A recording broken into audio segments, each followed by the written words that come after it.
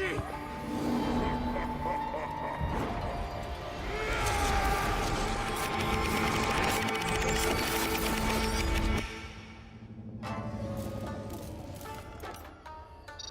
Are you really going alone, Ray?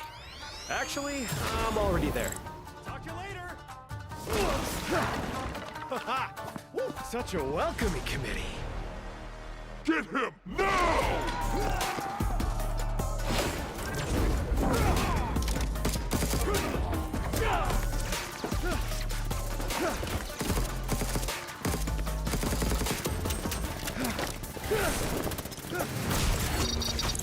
Not now, Shiro. Watch out, Ray!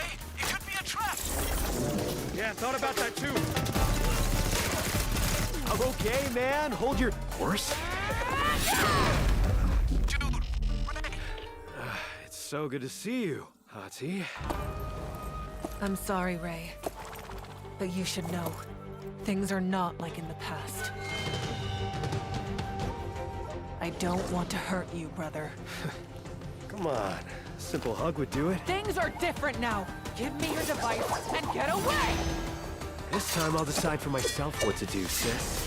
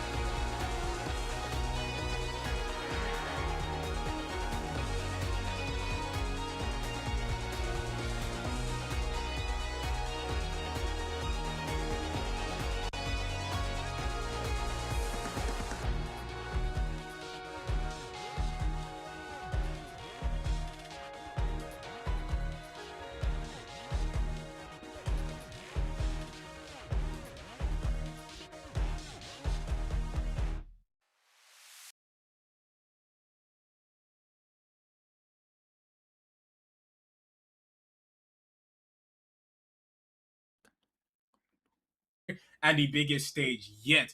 We are in the Free Fire World Series Africa. I am your host, Zeno. Who is Zeno? Let's get into the structures for today's games, and it is the knockout stages. I'm joined through here with Zoro, my main man, the best second caster right beside me. How do you see the games going today, Zoro?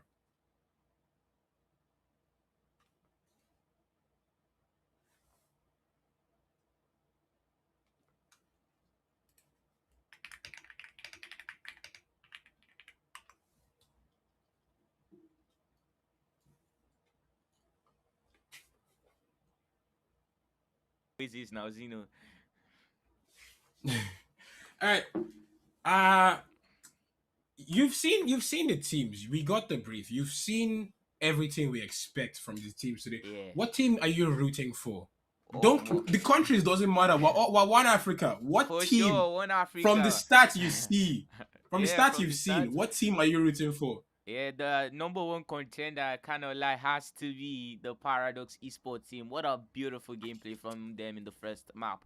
Over 20 eliminations, ladies and gentlemen. Over 20 eliminations they were able to accumulate in just the span of 15 minutes. Now imagine what they're going to be able to do for us within 2 hours. You know, you have to give it to them. You know, if you are good, you are good. And then we also see teams like Desire too. Yeah, we also see teams like Desire dominating too. But yeah, we'll be getting into that later on.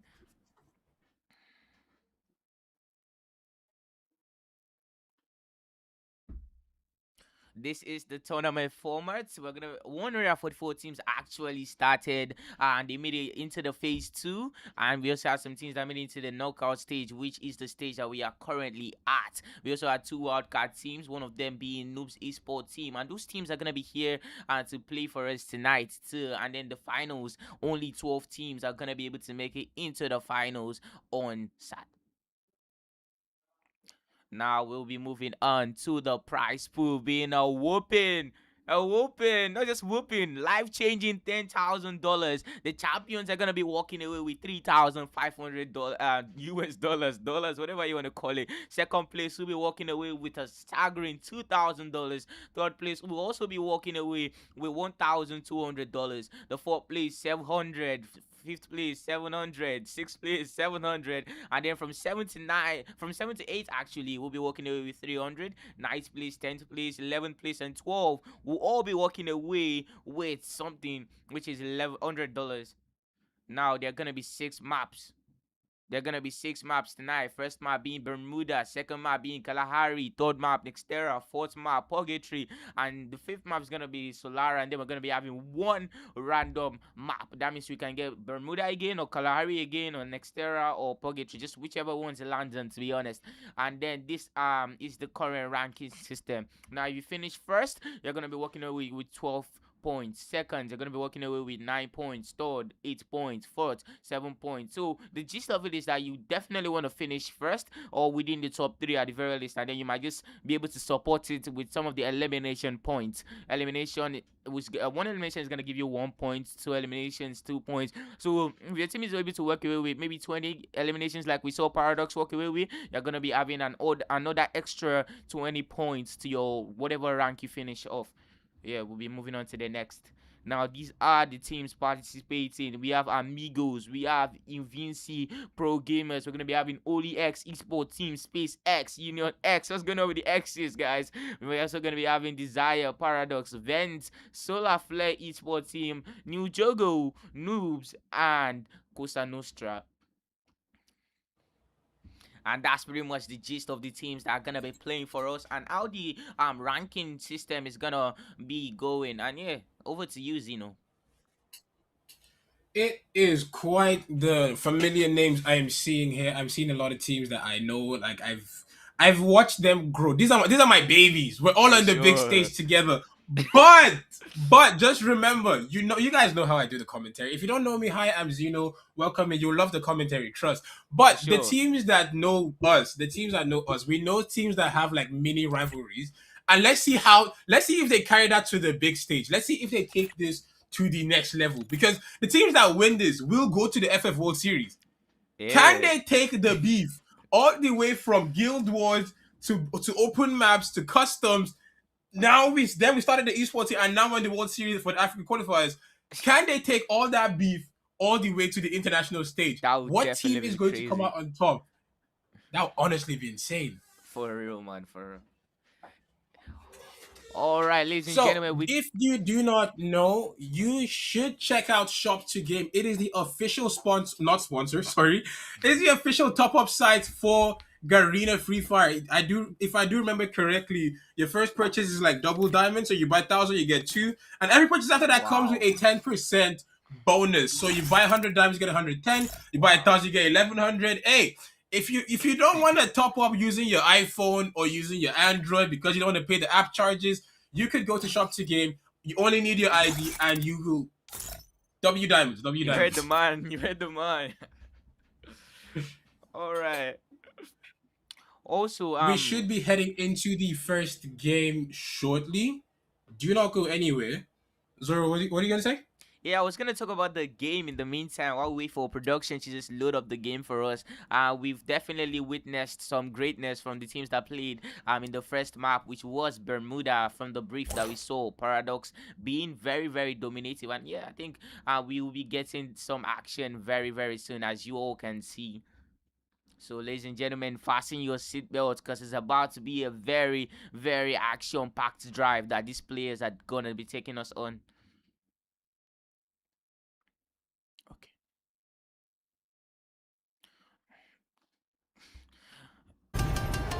Oh, I know what's different about you.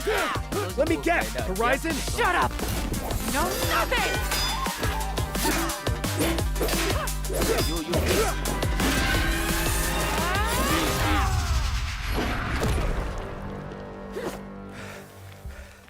Somebody get G. G, please. Do what you want. Please. I don't recognize you as my sister anymore. Hati, isn't it cool that even though the sun and the moon are rivals, they can still find time to be together? They aren't rivals, silly. They're just different. Just like us, right? Yeah, I can hear you. Yes, you. Yes, like us, brother. Okay.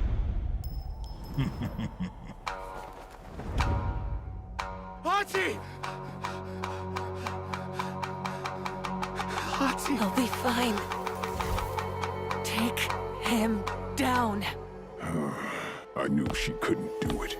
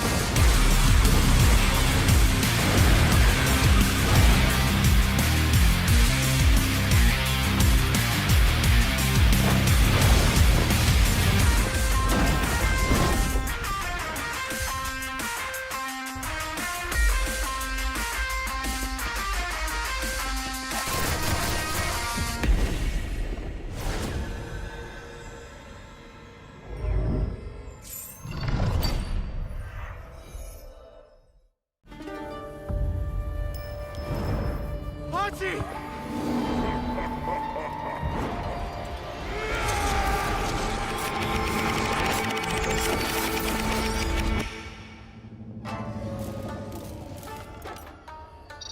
Are you really going alone, Ray? Actually, I'm already there. Talk to you later! Woo, such a welcoming committee. Get him now!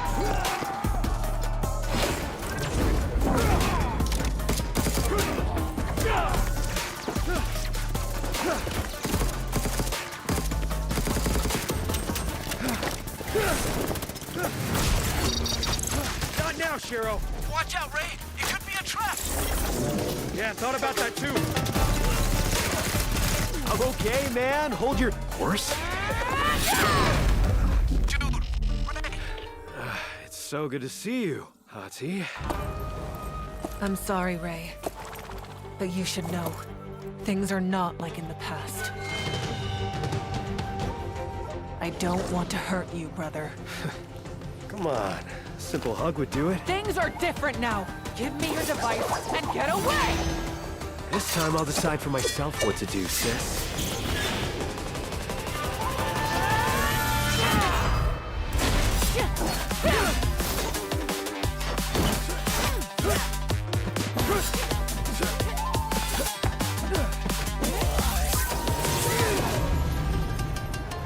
Oh, I know what's different about you. Let me guess. Horizon? Shut up! No, nothing!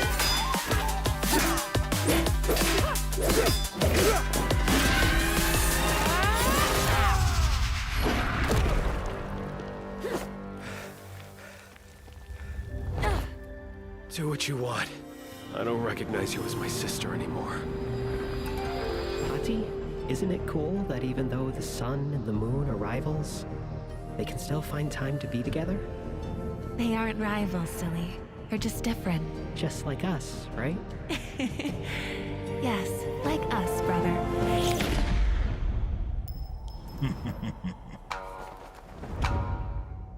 Hachi! Hachi! He'll be fine. Take him down. I knew she couldn't do it.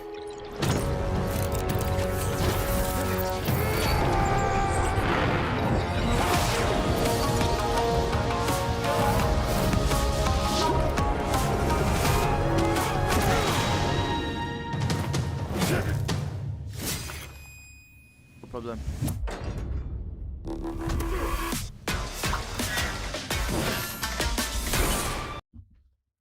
Welcome back to the FFWS Africa, and I'll be joined by Zeno, of course. I will be getting back into the action from where we stopped.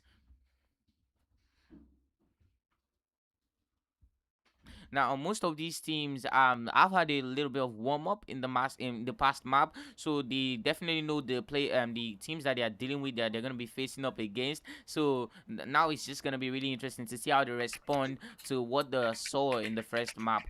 Now, teams like Paradox have been really dominative. Teams like Desire have also been really dominative and very effective in the first map. So kudos to their captains for that. Now, we've not really seen anything from EPG, considering the fact that they were not there in the first map. But you'll be looking forward to them. We know them to be the team that finished on top of their table in the previous phase. And yeah, they walked away with 4 booyahs and over 100 eliminations to the names of their entire team. And you know what's special about EPG is that they don't have one main man like most of these other teams. Like we have teams like AMIGOS with one main man, Neutral. We have teams like Noobs with main man like BJ Star, you know, main man like this other guy, Great. So it's really interesting to see a team that just works well like a well-oiled machine. I know the most interesting fact is that they are also a new team, so they are not as experienced as most of these other teams here. Isn't that really fascinating, Zeno?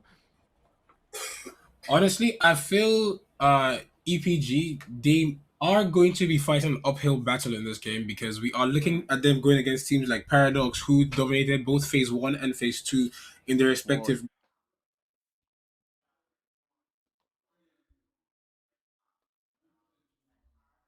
points. EPG are going to have a very tough road in front of them, but there is still a chance for them to get in. Because, like you said earlier, they are a well-balanced team. They don't have one player that's just constantly standing out. They are consistently picking up where the other person falls short. But I will be looking out for teams like Nemjogo, Cosa Nostra, Amigos, and Desire. Vet Esports is a team to watch out for as well, but we've seen them dominate already. We've seen Paradox dominate already. I'm looking for the teams that I know are good, but didn't really do the best. You see, because Amigos did put up very solid numbers. Union X, I feel like they're a new team, but I'm not certain of that, to be honest. Because I don't think I've seen them in much tournaments, and I do be watching and commentating on a bit more tournaments. So the fact that I don't recognize the team is very confusing for me. But they made it this far. 144 teams started, and they are down to the final 18 that will pick the final 12 to go to the next week's finals. Now, speaking of I don't know what to expect from these teams. Speaking of Amigos, though, they do have the highest number of booyahs from all the phases combined. If you go in to check of all the teams that are playing tonight, Amigos actually have the highest number of booyahs with 5 to their names. And we have teams like Noobs actually finishing quite low on the table with just 3 booyahs, and they barely made it in, but they did make it in as a wild card. So I feel like those are the underdog teams in this context that we'll actually be looking forward to seeing, and them actually showing us what they are made up of. But from what we've seen in the last 2 phases, seems like Vents are currently at their peak. In the first phase, they really didn't perform as we know them to be able to perform, but then in the second phase until now, they've just really been showing us what they are made of. So it's definitely going to be interesting. There are some teams that I've not really heard of before, but from their stats, we know that they are one of the deadliest teams here. To teams like Paradox, Cosa Nostra, we are having over 100 eliminations to their names in the past phases. Is just absolutely amazing. From the previous map to we've seen them dominate. Currently sitting on a 200 kill lead, actually. Yeah, 220 something kills. Actually. That's crazy. So that is the team to beat. In terms of aggression, they have it. In terms of wins, they have it. But then we have teams that also don't really get those many wins, because wins are important. Yes, I'm not saying don't win. If you get a booyah, it's 12 points. Get that 12 but points. get those eliminations. Get those eliminations. And PDX is doing exactly that. Paradox, they go in, they get the eliminations, and then they try to win. It's like winning is secondary for them. Yeah, you can go very high on the leaderboard if you can delete the full lobby. What's the point of getting first place with 5 kills when you can get like 6th place with 24 kills? If you kill half the lobby in every game, you're winning. Well, a very dominative squad for sure, man. Paradox is the team. We have the two teams that came in. The 2 teams that came in through the wild card are going to be fighting an even more uphill battle than what we saw from EPG. Yeah. But I do believe the fact that they still made it here, they qualified 5th. They were just one short of what we needed, of what they needed to qualify for the top 18 teams. If they're able to go in the same way they're able to go in through wildcard, this might just be the turning point for them to push it all the way to the finals. Because if they're able to place 5th, that means they know what they're doing when it comes to placements. Getting the elimination is not the number one priority for them, but they can get those placements. But then they're going into a lobby of teams that are deleting players. Look at Paradox. Look at Amigos. Look at Vent. Exactly, because in phase 1, we saw Vent struggling. If we're being honest, Vent was struggling. And then we see phase 2 and they end on 149 points. From where to where? How? It's so crazy. As how? They just put on the gas and kept it pushing. Amigos too, taking booyahs from the most booyahs we've seen. 5 wins for one team. It's not their normal to do. Bro. It's not at this stage. It's not normal, because if you're saying, oh, it's a South Africa only competition, and you see a team like PDX dominating, okay, they're the best team in South Africa. Nigeria only tournament, and you see Vent dominating, okay, Vent is the best Nigerian team. You see the same team for Amigos, that's the best team for that country. But this is the entirety of Africa. And these men are still deleting. Bro, you know when you're good, you're good. What's going on? When you're good, you're good, bro. It doesn't matter who you're going up against, bro. You will always perform, bro. And if you're a wildcard team, you shouldn't feel bad or down for yourself. If you made it here, you definitely deserve to be here. So play like you deserve to be here and give us a show, man. For sure. Now, speaking of Exactly. Well, yeah, which one? Which one? well, just go on, go on. We're Yeah. about to touch on the same point. Now, speaking of teams that have really given us a show, back to Paradox again. You might be wondering why have we been going on about Paradox and Paradox and Paradox, but if you have a team that's You will see. averaging You will see. if you have a team that's averaging 20 eliminations per lobby, it's scary. This is not normal battle royale ranked. You are playing against the best player in the entire continent, so it's even hard for us to wrap our hand around how they are just doing it. It shows they are really showing us that they deserve to be in that old World Cup, bro. That's where they deserve to be. Like, But they're definitely gonna have to prove it to us. Yeah. watching the Paradox replays, looking at the Paradox stats, they have the highest KDA of every team. Mind you, this like Out one of the- 144 teams that God. started this tournament, out of the 48 in the playing stage, we don't know what they're going to do in the final 16, but from phase 1 and phase 2, they have KDA as if they are playing quick play, Bro, as if they are playing on ranked. that's Just so normal. like, It's a normal regular lobby. game for them. Exactly. And their play style is so balanced. They have a player that is absolutely rushing in. Yeah, you're He's so going in heavy. He's initiating the fight. He doesn't care if he dies, but he's trading one person at least. And then he has his team that just cleaning up immediately after. That is a well-oiled machine. That is where EPG needs to work. Yeah, Because they don't really have EPG, one every solo team player. they don't have a fragger, exactly. Yeah. They are a well-oiled team, but they're not a unit yet. Vent is a Yeah. unit. If you look at Vent now, who is the fragger for Vent? We have Talk about Hydra. Habib. Hydra is always rushing. Yeah. Hydra is rushing in. You know Habib is going to be on sniper. If Habib is Yeah. not playing sniper, Habib is going to be playing support. Look at Amigos. Neutral is going to dominate your team. If Neutral catches your A team very standing scary outside, man. pray he doesn't have shotguns in his hand. If you're back to the lobby. Bro. So we have teams that, even looking at PDX, to me the scariest player on PDX is not their fragger, it is Snipe. Sneaky, Imagine right? having to Ooh, face Snipe. yeah, exactly. Sneaky is rushing you now. You are panicking. Okay, Sneaky is pushing my team. And then you have Snipe in the background just waiting with M82B. Please drop your glue wall. W Please, support, man. let me see your backpack. That's the gameplay PDX comes with. That is what we need to see in these knockout stages. And honestly can't wait to see what the players are going to give us, because it is going to be insane. I don't think there's going to be any lick of silence. There's not going to be any dead space, because the teams are going to keep giving us action after action. If you see a team camping, just remember, you too wanted to compete in this. You too, you probably did. These are the top 6, top 18 of the 144 that came in. So if I look at the comments and see anybody saying, oh, why are these guys camping? Why are these guys ratting?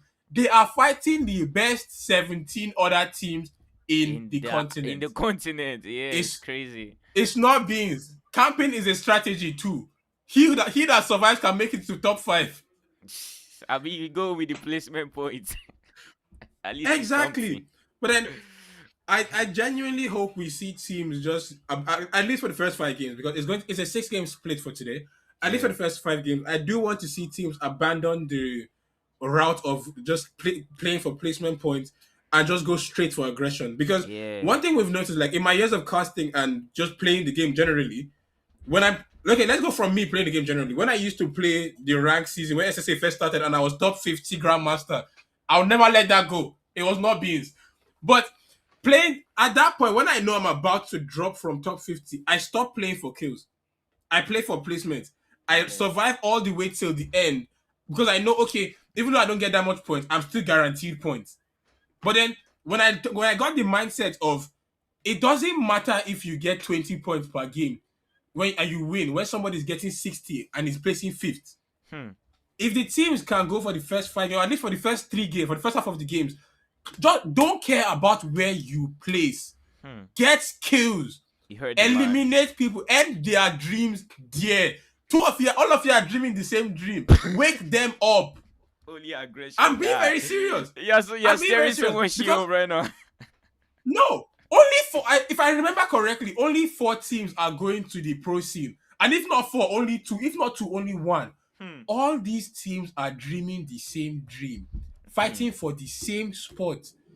If you are camping, you are losing. You are shooting yourself in the foot. Low key. Get those points. First half of the game, first 3 maps, rush everything. If it moves, you can shoot strong, it. Yeah. Even those horses too, shoot them too. If it moves, shoot it. Then the second half, now you can decide, okay, maybe we land in this spot, we get griefed, we get ran, we change it. With each game you are learning. That's how you become a better player. And I feel like I don't have to tell these players these things, because in the continent, you are the top 18. I'm expecting a lot from you guys. I don't want to.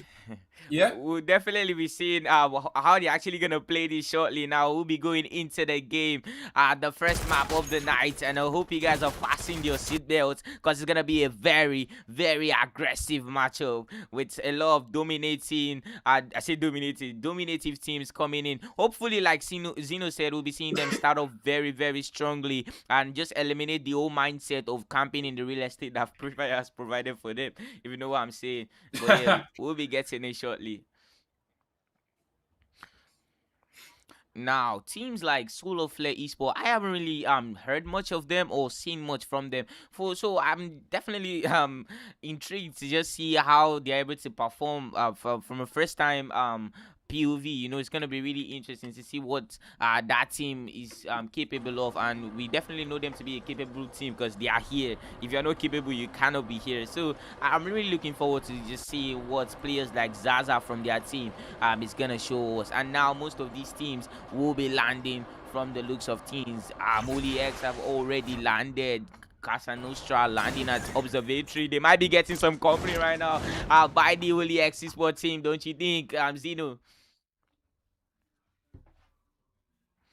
Now, the Desire Esports team will also be landing at peak right now. Everybody is landing from the looks of things. I think one of the best things you can do for your team, apart from actually eliminating players, is just stacking up your resources. You want to be fully equipped whenever you're actually coming up against anybody, for that matter. So, yeah, your landing spot is definitely going to dictate how the game is going to go for you, to say the least. Now, PDX has landed. Ooh, Vents do have company right now. Solo Flare. We have Ragnar and Zaza, their main man, just having eyes on Habib right there. Amigos have also landed, looting from the looks of things. And most of these teams have officially landed and are now grabbing some loot. Amigos chilling at Bimasaki Strip right now. I'm just looking forward to that battle for Rome, man. That battle between the Venti Sports team players and the Solo Flare would definitely be one for the times. Now, HOLYHEX Esports team also seems to be stacking up, and it is on between the Casa Nostra team and the Union X from the looks of things. And now they are going in. Casa Nostra currently healing up from the looks of things. Supreme is quite close to his opposing squad. He needs to be quite careful right now. Habib supporting him on the flank. They need to play this smartly, don't you think, Zeno? And now Timmy will be coming in to support. And now Vents have most of their players in this. How are they gonna play this? I'm looking forward to this. Supreme receiving shots from behind, going in with a max 7 right now. All right, it's on, game. It's on, guys. The game has officially begun. Timmy coming in to support Supreme and Habib. Zaza receiving shots from Habib right there, and Habib is just trying to go in with the vehicle so he can just close in on his opponents right now. Vents are getting a lot of shots in right now. How is Solar Flare gonna respond to this? That's what I want to see. Are they gonna take it like a good boy? Are they gonna fight back? Zaza gets eliminated. Not the best look for Solar Flare right now. They have officially lost one of their strongest players, but we do know them to have Ragnar. Ragnar, known for his dominating playstyle of always clutching 1 versus 4 situation. HOLYHEX coming in right now. Not the best move from hell. Gets shot by the Nero. Definitely what he had planned. And Habib grabs that elimination. What a play right now, ladies and gentlemen, from Vents Esports team. And Timmy coming in to support him after the battle has already finished. And now, Hell getting dropped by the Casa Nostra Esports team. And not the best look right now for HOLYHEX as they lose their main rusher. Ferry and Master trying to support from behind, but it's too late for him from the looks of things. Going up top, that beauty right there with the M60. Maestro might be looking to go in and closing on his opponent. Master receiving shots, quickly places that wall. And Timmy and Habib secures yes another elimination. And it's just not looking bullish for Solar Flare right now. As Vent show us why they are one of the best in not just Nigeria, but in the entire continent of Africa. Over to you, Zeno. Zoro, can you hear me? You're on. All right. It has been quite the game. It For has sure. been rather interesting. Starting off already, we have 6 people eliminated. We are seeing teams do things that I did not expect to see. But I did expect it. I lied. EPG, however, will have 1 man down. Donnie is in a predicament right now as he has his anti-grenades up, but he is still getting pushed. Less than 100 HP, he will be going down to Union X Reaper. Unlucky for him here.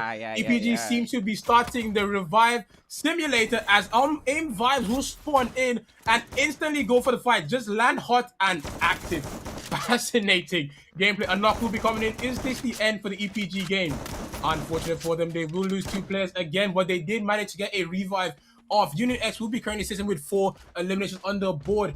SPX with 0. DZR, Desire are coming in with 0 eliminations. Going up against the Solar Flare squad, can they pick up an elimination in this fight, or will they be getting eliminated? As Nitro will be taking a bit of damage here, they will secure the knock on MacTech. Cosa Nostra currently leading the lobby as your kill leaders with 4 eliminations on the board. HOLYHEX are heavily playing Revive Simulator, currently just looking to play Subway Surfers as he's trying to get coins and get his teammates back into the game. But it is the chaos we wanted. It is the action we expected. I genuinely am enjoying the way the game has started. What can you tell me about Desire though, Zoro? Bro, Desire has been really playing so far, but I haven't really seen much from them. But I've seen a lot from the battle that we just had right now between the Union X and the PG Esports team. We saw the EPG actually, EPG Esports team almost losing their entire player, but kudos to their players that were able to get a revive on those dead teammates. And now, if you actually want to ask me about some action, ask me about Vent, man. The battle between Vent and Solar Flare, absolutely aggressive and crazy, and Vent just bullying the Solar Flare Esports team. You know, I told people earlier today, I said Vent should not be underrated in this. You know, a lot of people were like, oh, Vent has been overthrown, Vent is this, is that. They are no longer good because they didn't really perform in the phase 1, but they were, with their low performance, they were still able to make it out of the phase 2. I feel like people are forgetting that they made it out of the phase 1 even with their low performance, and here they are making it through the phase 2 too, and making it into the knockout stage and just dominating actually. And they almost just finished the entirety of Solar Flare just now, but luckily for them, you know, they go off lightly there, don't you think, Zeno? Just crazy right now, man. Yes, they did actually. It's 6 minutes into the game, 12 teams and 44 players. Walcott will be on his knees. Unlucky for him here. Lemjogo squad now currently need to get 1 more teammate back into the game. It is going to be a rather tough revive cycle because they're heading towards the factory, and factory tends to have a lot of people coming in. So you do not want to be caught out trying to get a revive off, or you will just be getting eliminated in the process and never seem to actually land that revive. But we are currently seeing 2 teams hold on to 4 eliminations. Vents will be sitting with 3 eliminations in this matchup. EPG, Desire, and AMIGOS will be coming in with a single elimination still. The rest of the lobby has yet to pick up an elimination, and honestly, this is what I expected from the team. This is what I expected this game to go like. We're not expecting to see team wipes happen that early on. We're going to see a lot more action when it gets towards maybe the 3rd or 4th zone, because it's an 8-zone cycle for Bermuda actually. So from the first 3 zones, I don't expect to see that many team wipes. But when the team wipes start, the team wipes will not end until the end of the game. I do not have us seen 6 teams in the end zone. But that is very much still a possibility, as these, once again, are the top 18 teams in the region right now. And yeah, what I'll play right now going on is Desire versus Solar Flare on the bridge. The Battle of Rimnam Bridge. And Desire seems to be coming out on top as they get 1 off from Solar Flare. MacTech is not having a good game, but Nitro as well is not having a good game as he will be getting knocked. But do they get that confirmed on Nitro, or can his team get him back in?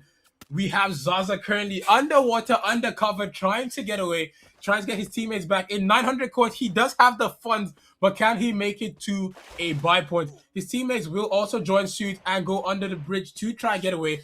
In Clock Tower, we have SPX going up against Cosa Nostra here. Cosa Nostra currently your kill leader, sitting on with 4 eliminations, but the AMIGOS will be here for a 3rd part. It's a battle between the good, the bad, and the ugly. Whichever one it is, let's see by the outcome of this fight. The ugly is the one that runs. But I do not see any of these teams run away because these teams have shown themselves to be team deleters, lobby sure, big eliminators. boys. Can they show that in this game? Because this is a high kill lobby. The KDA of every team here is high. Some teams higher than others, but it is still higher than the average team. For sure. Can they show us why they got that high KDA in this lobby, or will they be getting eliminated before they can even get a chance to shine here? What can you tell me about Cosa Nostra though? Cosa Nostra, I don't think we've really got a lot of action from them so far, but they do have 4 eliminations, so that's definitely interesting coming in from them. They did lose some players early on into the game, but they were able to just get back on their feet, you know, from what we've seen here. And it's just really good to see the amount of intensity that these players are able to generate. You know, the aura is just crazy right now. We have 5 different teams here at Clock Tower, and still nobody has been sent back to the lobby. That says a lot. And you know, you were talking about the KDA ratio of most teams in this lobby. Yeah, it's definitely very high, and it's going to make it really interesting to see which teams lose their KDA when the pressure is on, when they're actually playing against teams that can fight. And we'll be having a battle right now.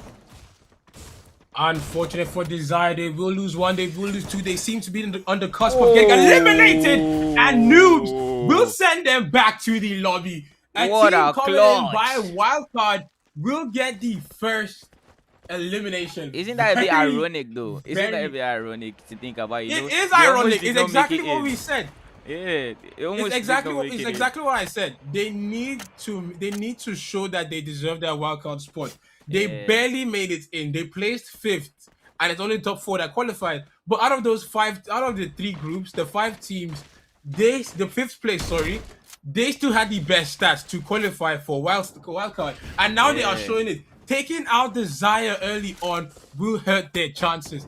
It is only 6 games. Desire has 5 more games to try pick up the pace, because if I remember correctly, they only had 1 elimination and they placed 12th, so they got 0 points for placement. You only start getting placement points at 9th place. So before then, you need to pick up those eliminations. Desire needs to learn and adapt. I know I was an advocate at the start of the game for please pick up fights, pick up eliminations, but you also need to learn by the game. There's no point just rush, kill or die in every match and not learning anything. There's having to start actually picking up points or trying to pick up in the second half, because you're already like 3 games behind.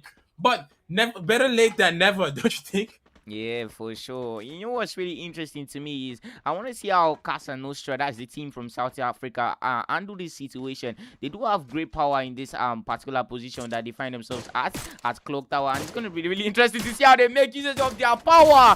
And what an elimination from Sleazy in the battle. Like I was saying, Cosa Nostra have very good positioning right now, and I'm really looking forward to what they are able to do here. Are they going to flop, or are they going to absolutely clutch in this beautiful situation that they find themselves in? You don't want to be the other team that Cosa Nostra has this height advantage and real estate advantage on. You definitely don't want to be in their shoes, because you know that these teams are not small teams, so any given chance they are gonna send you back to the lobby. So it's gonna be interesting to see what, the decisions that this team captains decide to make. That's the team of the captain of Union X and AMG. I want to see what they have planned. Do they want to just power through, or do they want to rotate away and just avoid the whole noise? I think Union X might be planning to power through from behind against AMGs. The Amigos need to be really careful. They are close. They are in the middle too. They are in the middle of Cosa Nostra and the X Esports team, don't you think?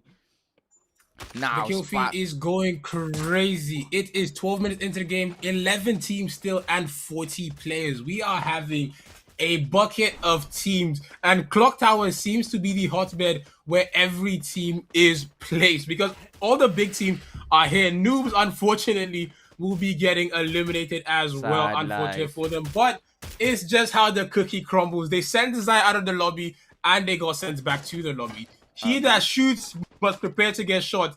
Unfortunate, but it's just how it is. It's how it is. SPX, what can they do in this position? They're only sitting with a single elimination, unable to pick up anything here. Solar Flare are down to a single player, 300 coins, and back to the lobby. Unfortunate for them, but we are now looking at the Union X squad. They are currently stuck at the worst spot to be at when you are at Clock Tower. The two prime buildings have been taken over. Sorry, the 3 prime buildings have been taken over. We have 3 teams fighting for a real estate that is no longer protected by the zone. They all need to rotate at the same time. But what order can they rotate in? Who rotates first? Whoever gets in the zone first can gatekeep 12 players and almost guarantee 3 teams getting eliminated. But it is going to be quite the decision. Finally, you can start getting placement points as we are now 30 minutes into the game with 9 teams and 34 players. It's the 4th zone. SPX are down to a single player. Duck! Did not duck in time as he will be getting eliminated by Cosa Nostra. What a Gon squad is currently going active. He is going crazy, sitting with 5 eliminations for his team. Gon alone has more eliminations than teams in this lobby. Everybody needs to step up the pace. But Cosa Nostra, despite the win there, they are down by a single player. Union X currently getting shot from behind them. Joker gets eliminated. Union X are currently getting picked off methodically by the EPG. The EUVINCI Pro Gamers are showing why the Pro Gamers is in their tag. They waited for that rotation, followed immediately after, and they are picking them off. Because Nostra is currently struggling here as Juicy goes down, Sleazy goes down. It's just gone. Can't go get his teammate back up. Juicy's back in play. But it is going to be rather difficult to get out of this spot as they are currently being gate-kept by AMIGOS, and up top they have the EUVINCI Pro Gamers. It is 7 teams, 17 players, 14 minutes into the game. The frags are going in. The frags are unable to get enough as the AMIGOS will be building their walls very high. But the wall breaker goes in. Frags are still going in. If the frags hit just right, they will get a squad wipe. They have one man on his knees already. They have the whole AMIGOS backpedaling now. It is literally less than 100 HP. Vent will play 7th. Unfortunate for them there, but the AMIGOS are now struggling, and they will be getting eliminated by Cosa Nostra, who gets shut down immediately after by EPG. EPG is playing a very tactical game, and we love to see from the EPG squad. As it is 15 minutes into the game, 14 and 11 players left, but EPG have been single-handedly taking out 2 heavy-hitting teams. Actually, they took out Union X, they took out AMIGOS. Sorry, they took out Union X and Cosa Nostra. HOLYHEX gets eliminated. Your top 3 teams will be Union X somehow surviving. Paradox and EPG. Unfortunate for EPG, Danny will be going on his knees. It is Union X with a single player, Paradox with 4, and EPG still standing with 2. Paradox slowly but steady. They didn't get that much screen time, but we don't need to see it. All the best fights happen off screen. They got 13 eliminations already. They're just walking through that glue wall for a team wipe, a lobby wipe, to end the match with 15 eliminations for their team. 47 players loaded in. They personally took out 15 players. It is absolutely insane. Remember, these are the top 18 teams in the region. They still managed to drop 15 eliminations. It is not easy. You're not doing that in your ranked games. I'm not doing that in my ranked game. But these men are doing it at the peak of play in Africa right now. What do they have in store for us for the next game, Zoro? I'll tell you what they have in store for us. More violence, it seems, from the looks of this. And what a play too from the EPG esports team, just coming in from behind against the AMG and the Cosa Nostra esports team. And they definitely did not see those back shots coming in from the EPG for sure. And yeah, Paradox doing what they do best, racking up these eliminations and just coming in the last minute to swoop in with their entire squad. Very, very unfavorable position that EPG found themselves in. Kudos to Paradox for playing a very clean, aggressive, and not too aggressive game actually, because they played quite conservatively well. After they racked up the necessary eliminations, they played it safe. You know, sometimes in life you need to know when to calm down, and that's what they did. They calmed down to the final save zone and they just swooped in. It's like, yeah. And now we'll be bringing over to you guys secured the victory. Yeah, we'll be bringing over to you guys the highlights of the matchups soon enough. They waited for that rotation, followed immediately after, and they are picking them off. Because Nostra is currently... Juicy goes down, it's just gone. Can't go get his teammate back up. Juicy's back in play. But it is going to be rather difficult to get out of this spot as they are currently being gate-kept by AMIGOS, and up top they have the EUVINCI Pro Gamers. It is 7 teams, 17 players, 14 minutes into the game. The frags are going in. The frags are unable to get enough as the Amigos will be building their walls very high. But the wall breaker goes in. Frags are still going in. If the frags hit just right, they will get a squad wipe. They have one man on his knees already. They have the whole Amigos backpedaling now. It is literally less than 100 HP. Vent will play 7th. Unfortunate for them there, but the Amigos are now struggling, and they will be getting eliminated by Cosa Nostra, who gets shut down immediately after by EPG. EPG is playing a very tactical game, and we love to see from EPG squad, as it is 15 minutes into the game, 14 and 11 players left, but EPG have been single-handedly taking out 2 heavy-hitting teams, actually. They took out Union X, they took out Amigos. Sorry, they took out Unit X and Cosa Nostra. HOLYHEX gets eliminated. Your top 3 teams will be Unit X somehow surviving. Paradox and EPG. Unfortunately for EPG, Danny will be going on his knees. It is Union X with a single player, Paradox with 4, and EPG still standing with 2. Paradox slowly but steady. They didn't get that much screen time, but we don't need to see it. All the best fights happen off screen. They got 13 eliminations already. They're just walking through that glue wall.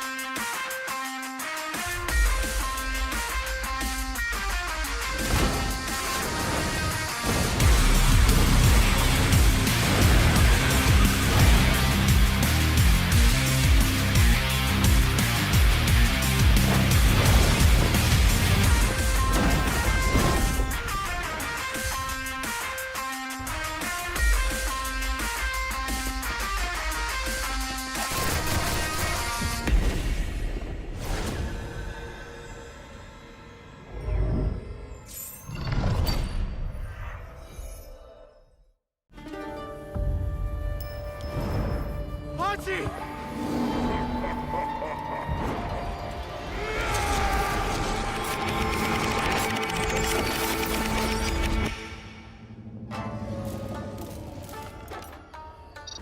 Are you really going alone, Ray? Actually, I'm already there. Talk to you later! Haha! Woo, such a welcoming committee. Get him now!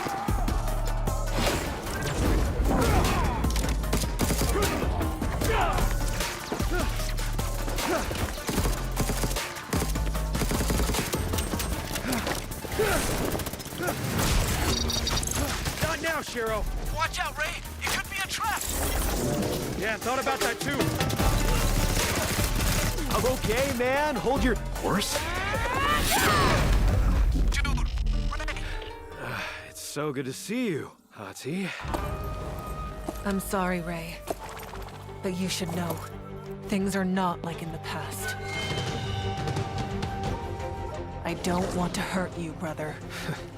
Come on. A simple hug would do it. Things are different now. Give me your device and get away! This time I'll decide for myself what to do, sis.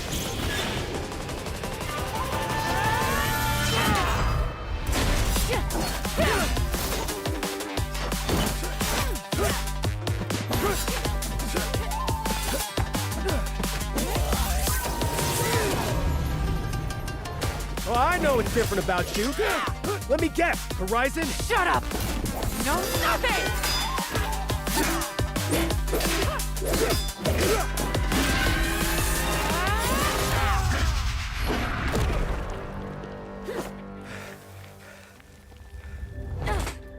Do what you want.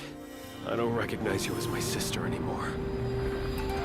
Hati is And we are back. What a game it has been. What a game indeed. Remember at the start of the stream when we kept talking about Paradox, and there are definitely people in the chat that are like, They thought we were there's 18 glazing. teams competing. Exactly, there's 18 teams competing. Why are we talking about Paradox? Did you see? We didn't see the gameplay.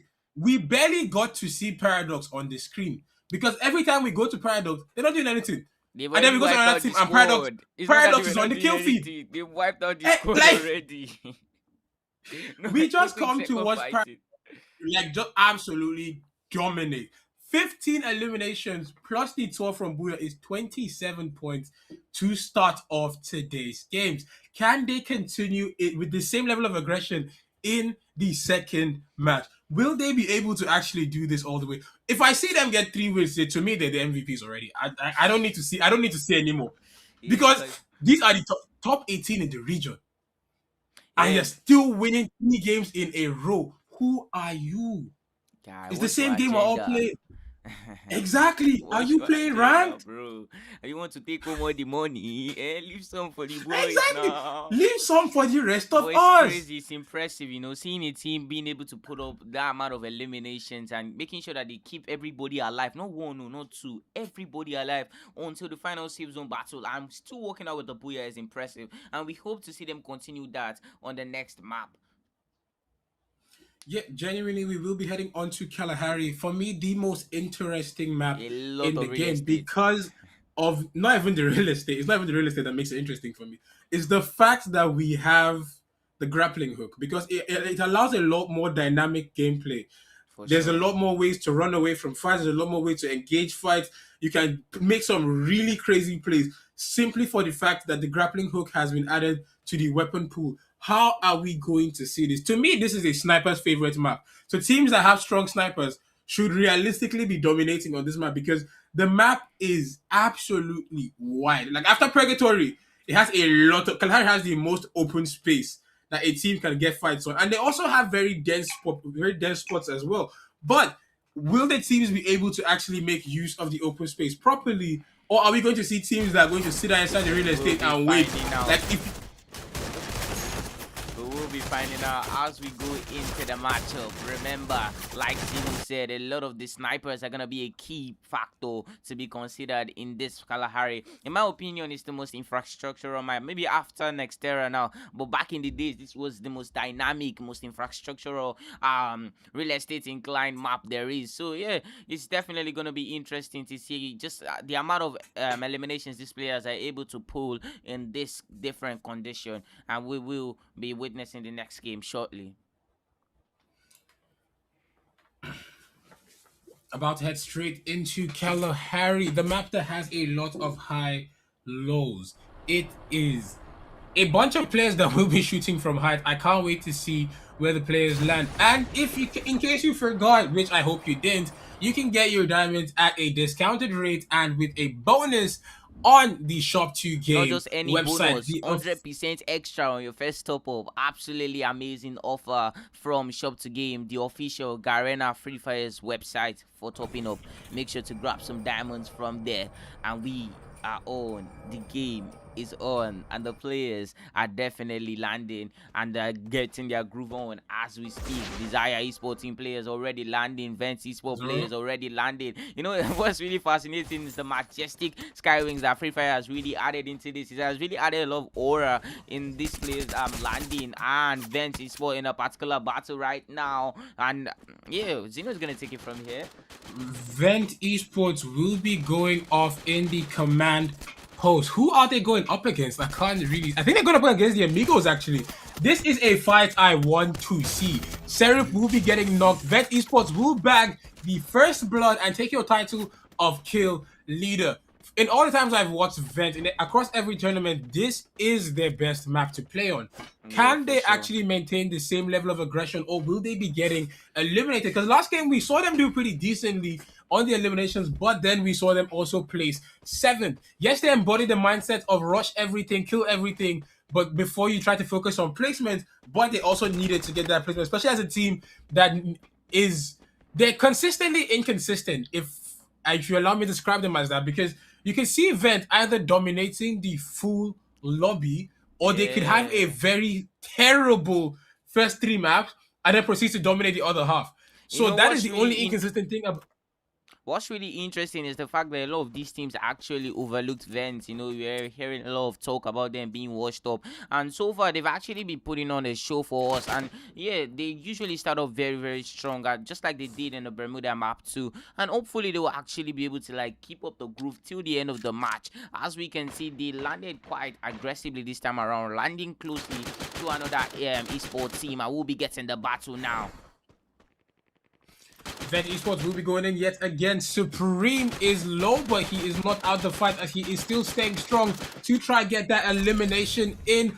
But unfortunately for them, they're unable to pick up that elimination on the AMIGOS yet again. Vent Esports will get another elim though, as they are on 2 eliminations. Still your kill leaders, the only team with an elimination in this lobby. Can they keep up this level of domination? It's not, you don't see it as domination, but I see it very much as domination. It is still the toughest lobby you can play on as of now, and they are doing pretty solid for themselves. 2 eliminations on the board, all against the AMIGOS. AMIGOS are trying to reach out. They are not regrouping and focusing solely on the reach out. That is a good mindset, but at this point it could hurt them more than it would help them, because trying to force a team that has back-to-back deleted you, you will probably be the first team to get eliminated, and you do not want to fall behind even a little bit in this lobby, because one game could be all it takes for one team to just absolutely dominate your spot in the lobby here. Looking at Costa Nostra, they were doing pretty solid for themselves in the last game, but unfortunately for them, they did get eliminated rather unfortunately by the EPG. Very fortunate for the EPG actually, a very tactical team from what we saw. They might not possess a fragger, but it seems the team has very high battle IQ. Is that going to be enough to go against teams that are very much for the eliminations and for the aggression? So what do you think about that? Yeah, it's gonna be interesting. I feel like I've mentioned that before earlier on. Like you said, they don't have a main fragger. They always stick together, work together, and yeah, that's worked out very well for them so far. And hopefully, it keeps on working out for them. But they might need to add a little bit of juice, you know what I mean, a little bit of aggression into their gameplay just to be able to match the level of the lobby that they are playing in. Now we're gonna be getting the battle right now. XPS in the battle, just right now, going in with the Mark 7 Maestro getting dropped, and it is very, very intense right now. A very intense battle between the Cosa Nostra and the SpaceX. Dogs trying to heal up, and the battle gets wiped out. And what a play from the Cosa Nostra players! Absolutely dominating play against the SpaceX boys. And yeah, the pressure is on, like we were saying before. And we're gonna be getting yet another battle. Over to you, Zeno. SpaceX will be getting eliminated as the first team in this lobby. Unfortunate for them, they just picked the wrong team. They didn't really pick. They just happened to fall upon the hands of Cosa Nostra. And we know Cosa Nostra like a vulture. When they spot you falling apart, they do not let you go. Cosa Nostra, amigos, they have a very similar playstyle. Very aggressive teams. To me, these teams are the opposite of each other every single time. You think Cosa Nostra is a great team, they go up against the Amigos, it's a 50-50 every single time. Union X will pick up an elimination. Unfortunate for them, they will lose a single player as well. EPG will be getting eliminated, unfortunately. They still have their teammates going in, but they are losing players. HOLYHEX have yet to pick up an elimination. They have yet to show themselves in this lobby. But unfortunate for them, they will be getting, you know, what's really intriguing is seeing a team like AMIGOS, the teams that have been able to, you know, finish up with the most aggressive starts, apart from teams like Paradox, is that they have not really been able to make their mark in the game. We saw them totally avoid a confrontation between them and the EUVINCI sport team not too long ago. It begs the question, were they able to just stack up that large amount of booyahs because they were avoiding fights, or were they actually able to stack up those booyahs because they were the actual kings of those lobbies? You know, booyah signifies that, oh, you are the one on top in this lobby, you are the king on top. But then from what we have seen, they are not really playing like kings. Any small battle, they've run away. So it begs a lot of question, and it doesn't really add a lot of confidence boost for the fans that are here to just witness them absolutely tear everything down. But yeah, it seems like Paradox showing us exactly. Yeah, I'm with you.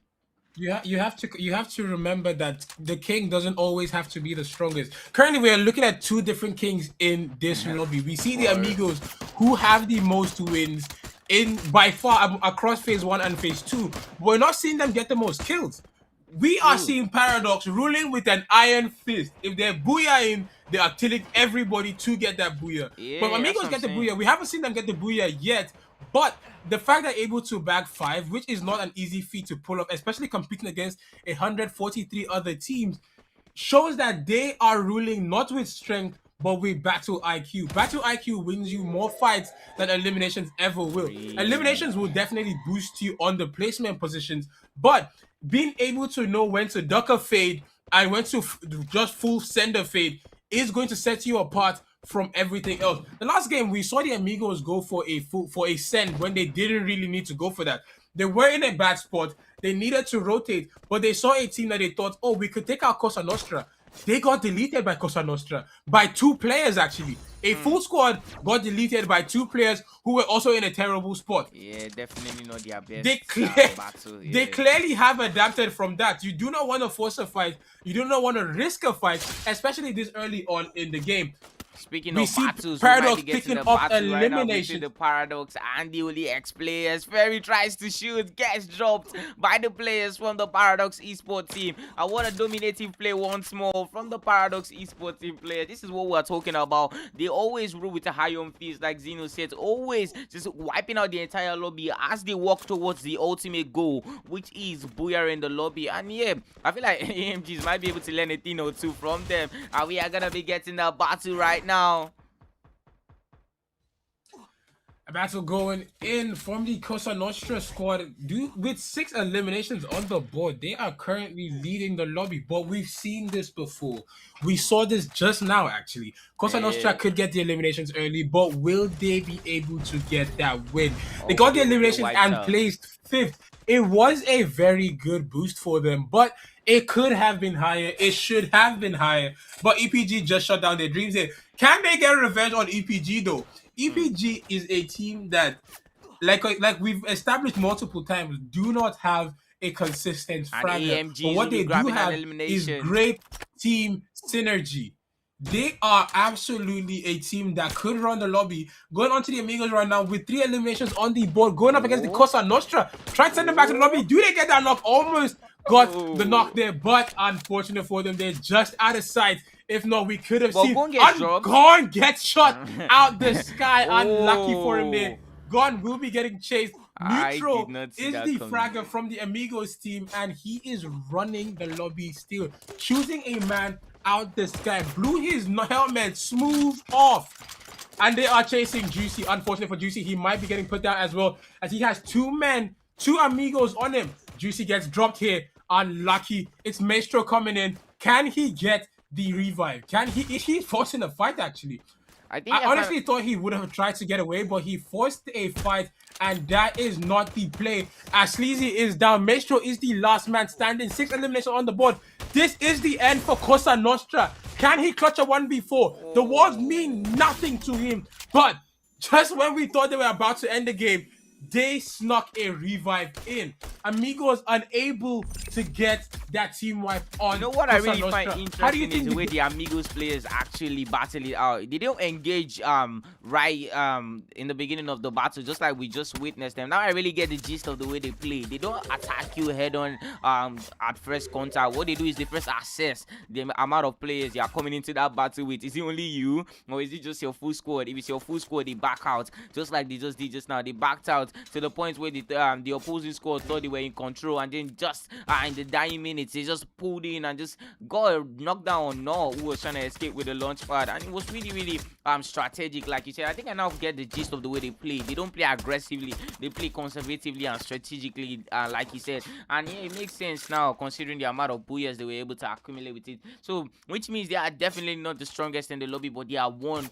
of the smartest in this lobby, and we might be getting a battle soon enough between Vent Esports team and the opposing esports team that are quite close to them. Desire Esports team will be getting a revive as Naito get a revive on boss. Habib trying to support right there with his sniper. Supreme going in with a Winchester, and what's gonna happen here? And it's on. Vent Esports are trying and hoping to get that elimination, going up against our wild card team, the Noobs. Noobs have a very fantastic player, one that I know personally actually. Oh, really? He is God Aaron, to me he is the anchor on the team, and you will see from his gameplay if he does perform well in this game. He is the anchor of his team. He's a very versatile player that can play every role. He can play as a sniper, he can play as a support, he can play as a fragger, and he is a very good IGL from what we've seen. Can he actually show off against Vent Esports, or will they be getting eliminated? This is a team that is underlooked. Vent Esports is very much underlooked, and Noobs is just completely overlooked because they almost did not make it to this stage. The fact they are in this stage is a miracle, but can they turn that miracle into something even greater?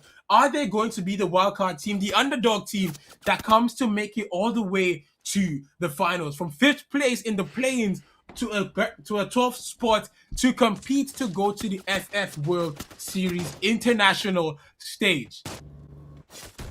Definitely, that's gonna be really nice for them if it actually happens. And what's really going on right now, we might be getting a battle between the Union X esports team players and the EPG esports team. Like you said, Noobs esports team having a player like Aaron on their side is definitely going to be an added bonus. Having a player that can play any role, you know, be really diverse in the map, will definitely switching up their gameplay and game style for anybody that they might be going up against. So yeah, it's interesting right now. Vents are really struggling against the opposing esports team right now. HOLYHEX might be joining in this battle too, and yeah, the party's finally getting started. And Jogo finally getting themselves in this. Supreme gets dropped. Esports here.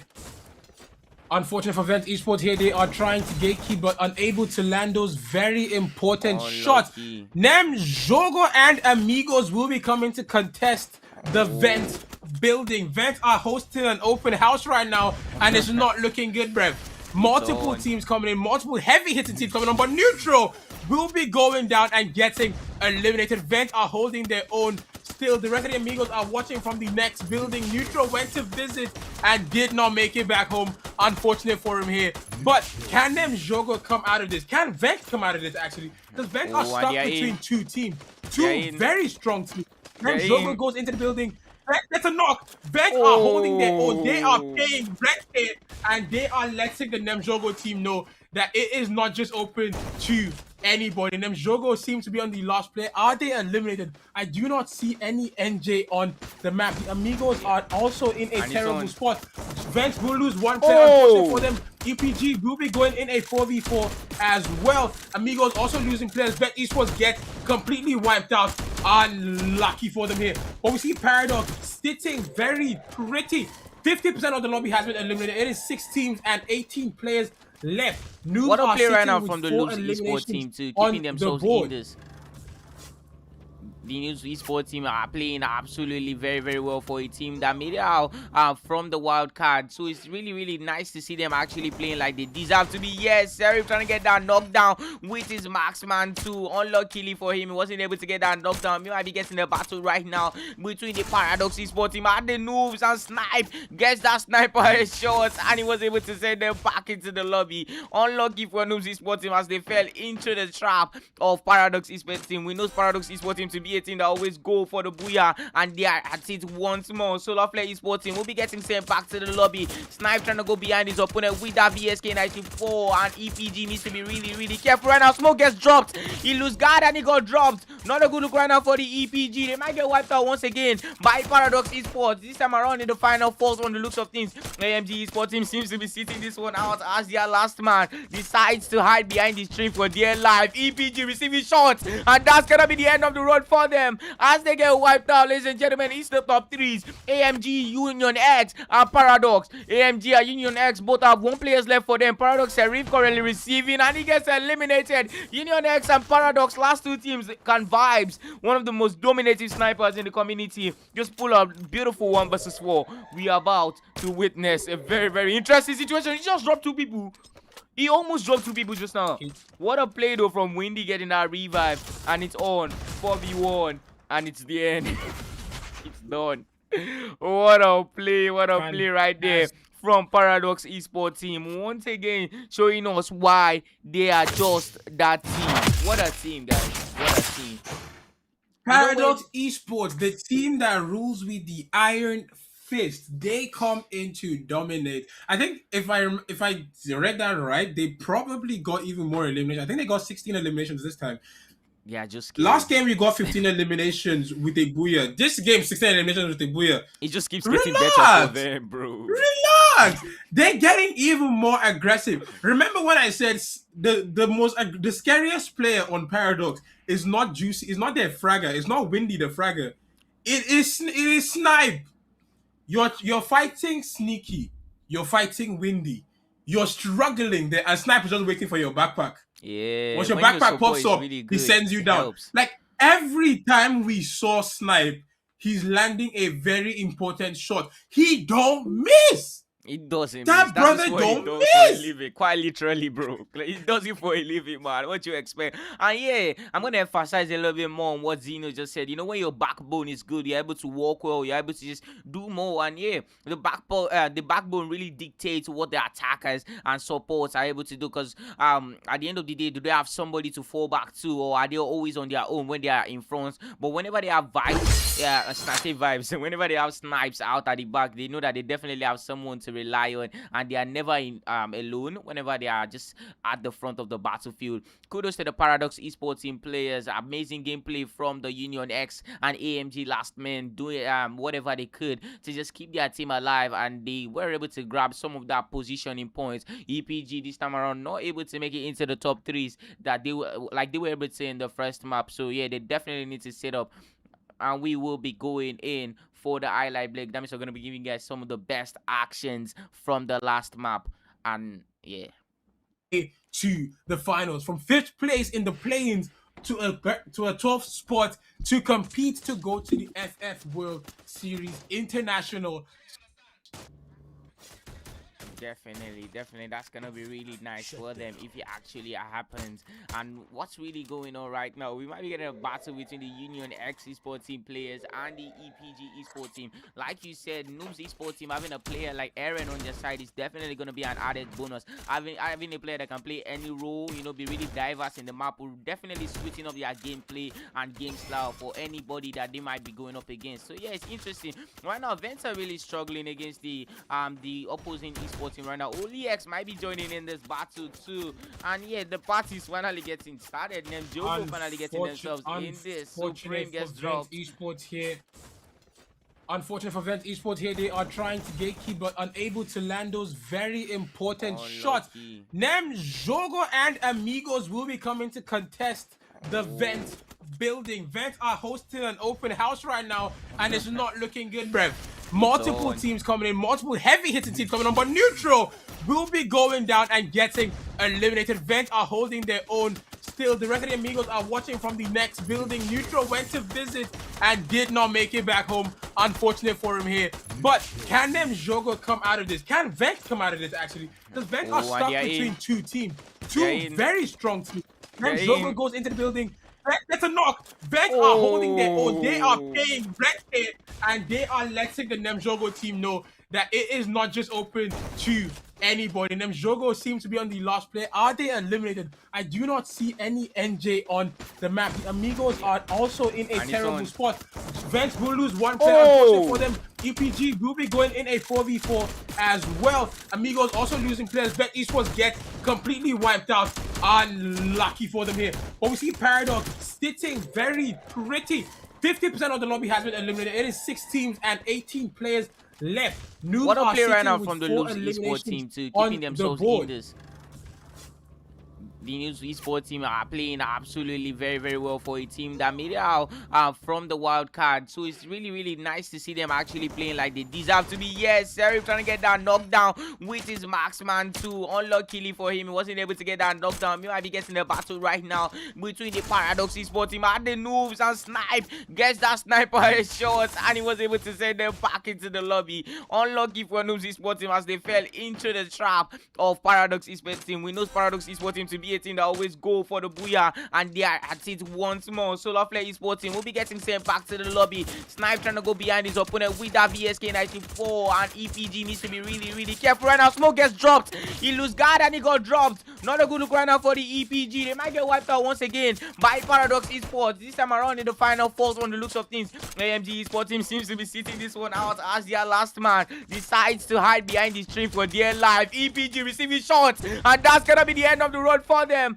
as they get wiped out, ladies and gentlemen. It's the top 3s. AMG, Union X, and Paradox. AMG and Union X both have 1 player left for them. Paradox Serif currently receiving, and he gets eliminated. Union X and Paradox, last 2 teams, can vibes. One of the most dominative snipers in the community. Just pull up beautiful 1 versus 4. We are about to witness a very, very interesting situation. He just dropped 2 people.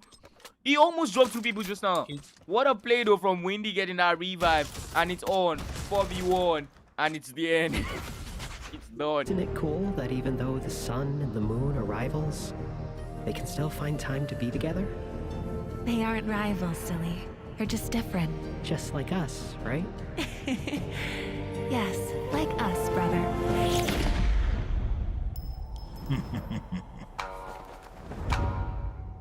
Hachi! Hachi! He'll be fine. Take him down. I knew she couldn't do it.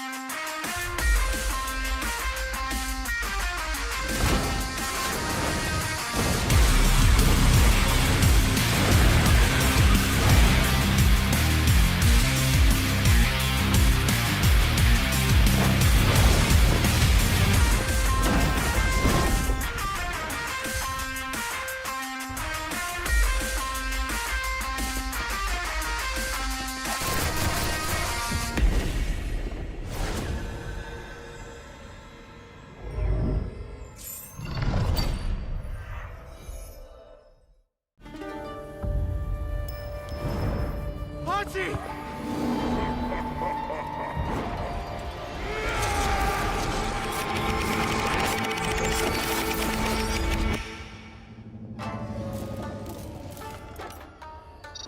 Are you really going alone, Ray? Actually, I'm already there. Talk to you later! Woo, such a welcoming committee. Get him now!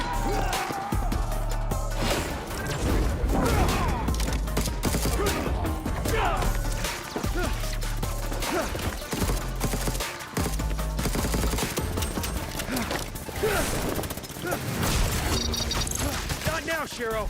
Watch out, Ray. It could be a trap. Yeah, thought about that too. I'm okay, man. Hold your horse. Dude, Ray. It's so good to see you, Hati. I'm sorry, Ray.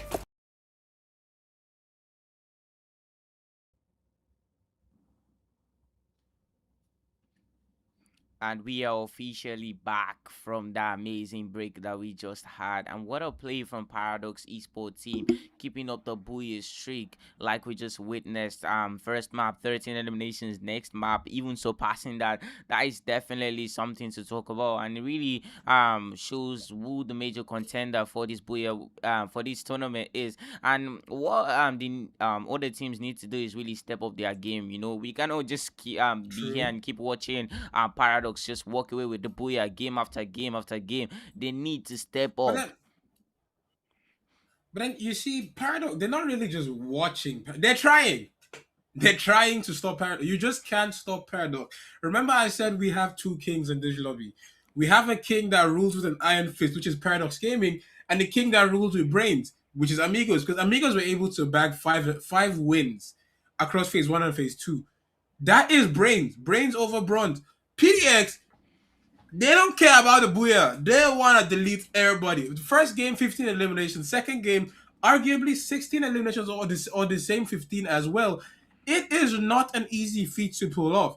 If they pull a third one, they have definitely taken a massive lead in day one, because it is phenomenal gameplay coming in through us. And this time we actually got to see a glimpse of their gameplay with Snipe. The first thing we saw going to them is Snipe giving someone a one tap with a sniper. He embodies the name Snipe. We're seeing Sneaky actually be sneaky, rushing from the back and just absolutely dominate and just cause chaos for Snipe to just pick up and clean. We see the team moving as a well-oiled unit. Unfortunately for EPG this time, they weren't really able to show how well of a team they were, but maybe this game will be even better for them, or will they be getting eliminated early as well? Unfortunate game for Vent as well. AMIGOS did do pretty solidly. Namjogo got deleted in the worst way possible. They tried to come for a third party. AMIGOS were already struggling against Vent, and then they got deleted by the AMIGOS, which they came to help. Unfortunate for them. But what do you think? What team do you think we're going to see dominate in this third map? Because it is the last map for the first half of today's games.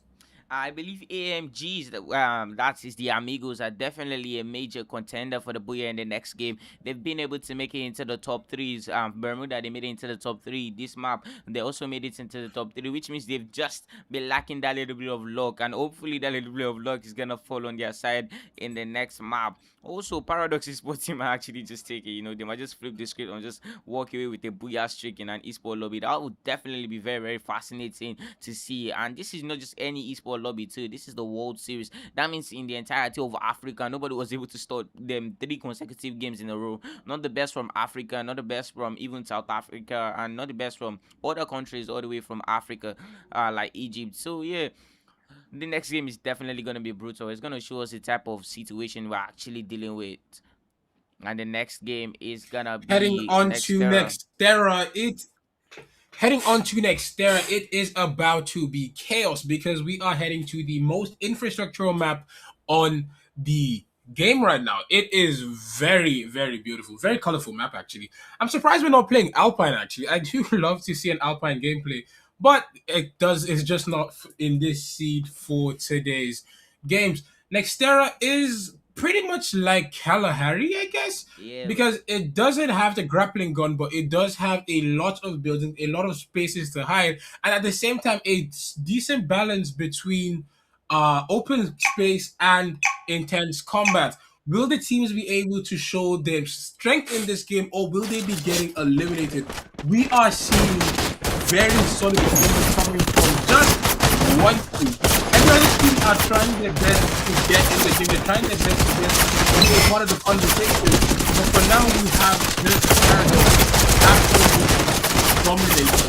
They don't get that much screen time, but they will be getting eliminated and we win from the game. Starting the next map shortly. Remember to grab a diamond from Shop to Game before the next matchup. You never know, you might get an extra bonus. Remember, extra 100% bonus on your first top up. And we are officially on the way for the next Terra map. Like Zeno said, it is a very futuristic and a lot of very futuristic map, and there's a lot of buildings for the players to work with. So a lot of the real estate agents would definitely have a lot to work with, to say the least, Zeno. Indeed, they will. It is 12 teams and 48 players starting us off on the third map for today. That is 50% of the games played. Half the way is done. Will these teams be what team is going to come back? Is the strategy that is being applied going to change in the second half of today's games, or will they keep going on the same strategy? For some teams, it's working. If it ain't broke, do not fix it. If it doesn't, how you say, go so well, please change your strats. Please update. You're learning with every game. You're learning with every fight. Unfortunately for SpaceX, they will be the first blood in this lobby as they lose one and they are currently backing out. Unfortunate for them here. Can they get their get back? Can they get a pick on the enemy team, or are they just forced to escape every single time we see them? Desire, however, are trying slowly to go against Union X, but it's not going to be an easy feat, as Union X also, I wouldn't say an underrated team because they are in the knockout stages, but they are a team that has yet to put on strength in this knockout stages. Unfortunate for them, Jogo, they will be first team to get eliminated, and I don't think they were able to get eliminations in this game. Swap to me, Zoro.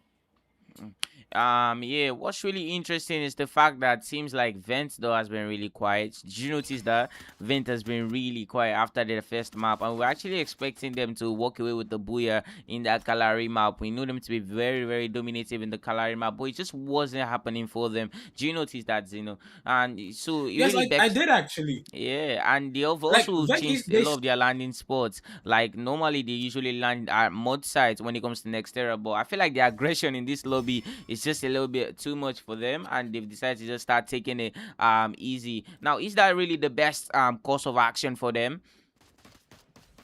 I do not think that's the best course of action, but looking at the leaderboard right now, at the kill feed, sorry, we are seeing Vent going up against the noobs, and they are taking a bit of casualties. Unlucky for them, but they will come out on top as Habib lands the final blow, sending noobs back to the lobby. Desire, however, will get Senzo back on his feet. They are down by White Toe, going up against the Union X. Union X, again, a team that has yet to show us what they're capable of. Unfortunately for Senzo, he will be getting knocked yet again. Boss might be going down as well. Nitro needs to find a way to leave. He does get a team revive, but unfortunately for Boss, he will be getting eliminated. 9 teams have been eliminated. The placement points are now officially active. It is Solar Flare, Nemjogo, and Noobs as the 3 teams to get eliminated. Very unfortunate for them there, but it's just how the cookie crumbles for this game. Can Vent Esports show themselves? We saw them in the phase 1 struggling with pretty much what I said earlier. They are consistently inconsistent because they will sometimes go into a tournament and all 6 games they are fragging all the way through, or you can catch them make it to the finals. First 3 games, they're having a horrible performance, and then they just suddenly pick up the pace in the second half. But that usually doesn't get them the win because a very deserving team, a very strong team, but they just do not know how to start and maintain the same level of aggression, which from what we see from Paradox, they are well versed in doing. They start off heavy, they continue heavy, and they try their very best to end as heavy as possible. Look at the Union X squad. They will be sitting with 3 eliminations. Good on the noobs though. They will be getting 5 eliminations before getting eliminated. PDX will be sitting with 0 elimination, trying to pick up their first, going up against HOLYHEX. They will get Ferry going up against Mazar. It's not looking good for him. He has 2 men, Windy and Sneaky, going in, and they get the elimination. L2K will go for the cleanup there. Is pretty solid coming in from the Paradox Gaming squad. And yeah, they are a team once again doing what they do best, just picking up everybody one by one at any given opportunity. And it's really, really impressive to see them do this time and again, don't you think? Yes, indeed. Paradox Gaming will be going pretty solid here. And they almost sent the entirety of HOLYHEX back to the lobby. Those quick fingers just saved them there, because that was their last player. Was able to pull off a team revive before he inevitably got eliminated as well. Paradox will pick up 3 eliminations, and we are seeing in real time how they went from 0 to 3. Cosa Nostra currently leading with 4 eliminations, while Vent is your kill leaders with 5 eliminations on the board. But Vent Esports have yet to show us that they deserve to be kill leaders. They will be getting eliminations. They will be starting strong, but then they just get eliminated. That is, like I said, consistently inconsistent. Getting the kills, but not getting the kills when it matters. It looked like Senzo might be fighting his own battles against MTN, but it's not, and it's not looking. It doesn't look like he's winning because he seems to be AFK. A single player left for them here. Does he get eliminated? Desire is standing on their last legs. They desire to be in this tournament, but unfortunate for them here, it looks like he might be getting eliminated here. It is Vent Esports sitting with 5 eliminations. Cosa Nostra, your new kill leaders, with 7 eliminations on the board here. Gone yet to pick up an elimination, but we have Juicy and Maestro leading the fray with 3 eliminations each as they are picking up KP for their team. It is not a matter of individual stats. It is all about the team stats. It doesn't matter if you get 7 eliminations. If your team is not able to pick up where you fall short, you will not go as far as you should. But Cosa Nostra is a well-oiled team. All the teams here are well-oiled teams. The units, however, are the teams that are standing out. A unit like Cosa Nostra, a unit like Paradox, a unit like Vent, even though they're inconsistent, they are still a unit of a team. When it matters, they will be getting the eliminations. You just don't know what version of Vent you are going to go up against. Cosa Nostra will come in, get a knock and an execution. Can they pick up even more? Are they going to go double digits? I don't think we've seen Cosa Nostra go double digits on a map here. Going up against AMIGOS, they are going 1 knocked, 1 dead. AMIGOS might lose a second here. Both teams will be trading a knock here. It is now looking like the AMIGOS lose another one, unfortunately, but the Juicy will go down as well. Cosa Nostra, AMIGOS trading players left to right. It is still a 2v2 on both sides. Can AMIGOS come out on top of this? Will Cosa Nostra show us why they made it to this point? They are a team that has Maestro, who leads the lobby. I think Maestro is leading the entire server, the entire tournament in KP, individual KP. But no, I think that actually, just remembering that is Paradox, but he is still in the top 3 or top 5 actually. Can Maestro come out on top for his team, or will they be getting sent back to the lobby? Cosa Nostra, a very strong team, but we have yet to see them make it to the top 3 twice. We've only seen them make it once. The first game they placed 5th as they tried to go up against Cosa Nostra. They placed 5th after taking out the AMIGOS. They still placed 5th. We've yet to see them make it to the top 3 actually, because they did not make it in the second game as well. Is this their chance? They are the only team on 11 eliminations, doing pretty solid for themselves. What do you think is their mindset going into this game? Is that EPG, right? No, Cosa Nostra.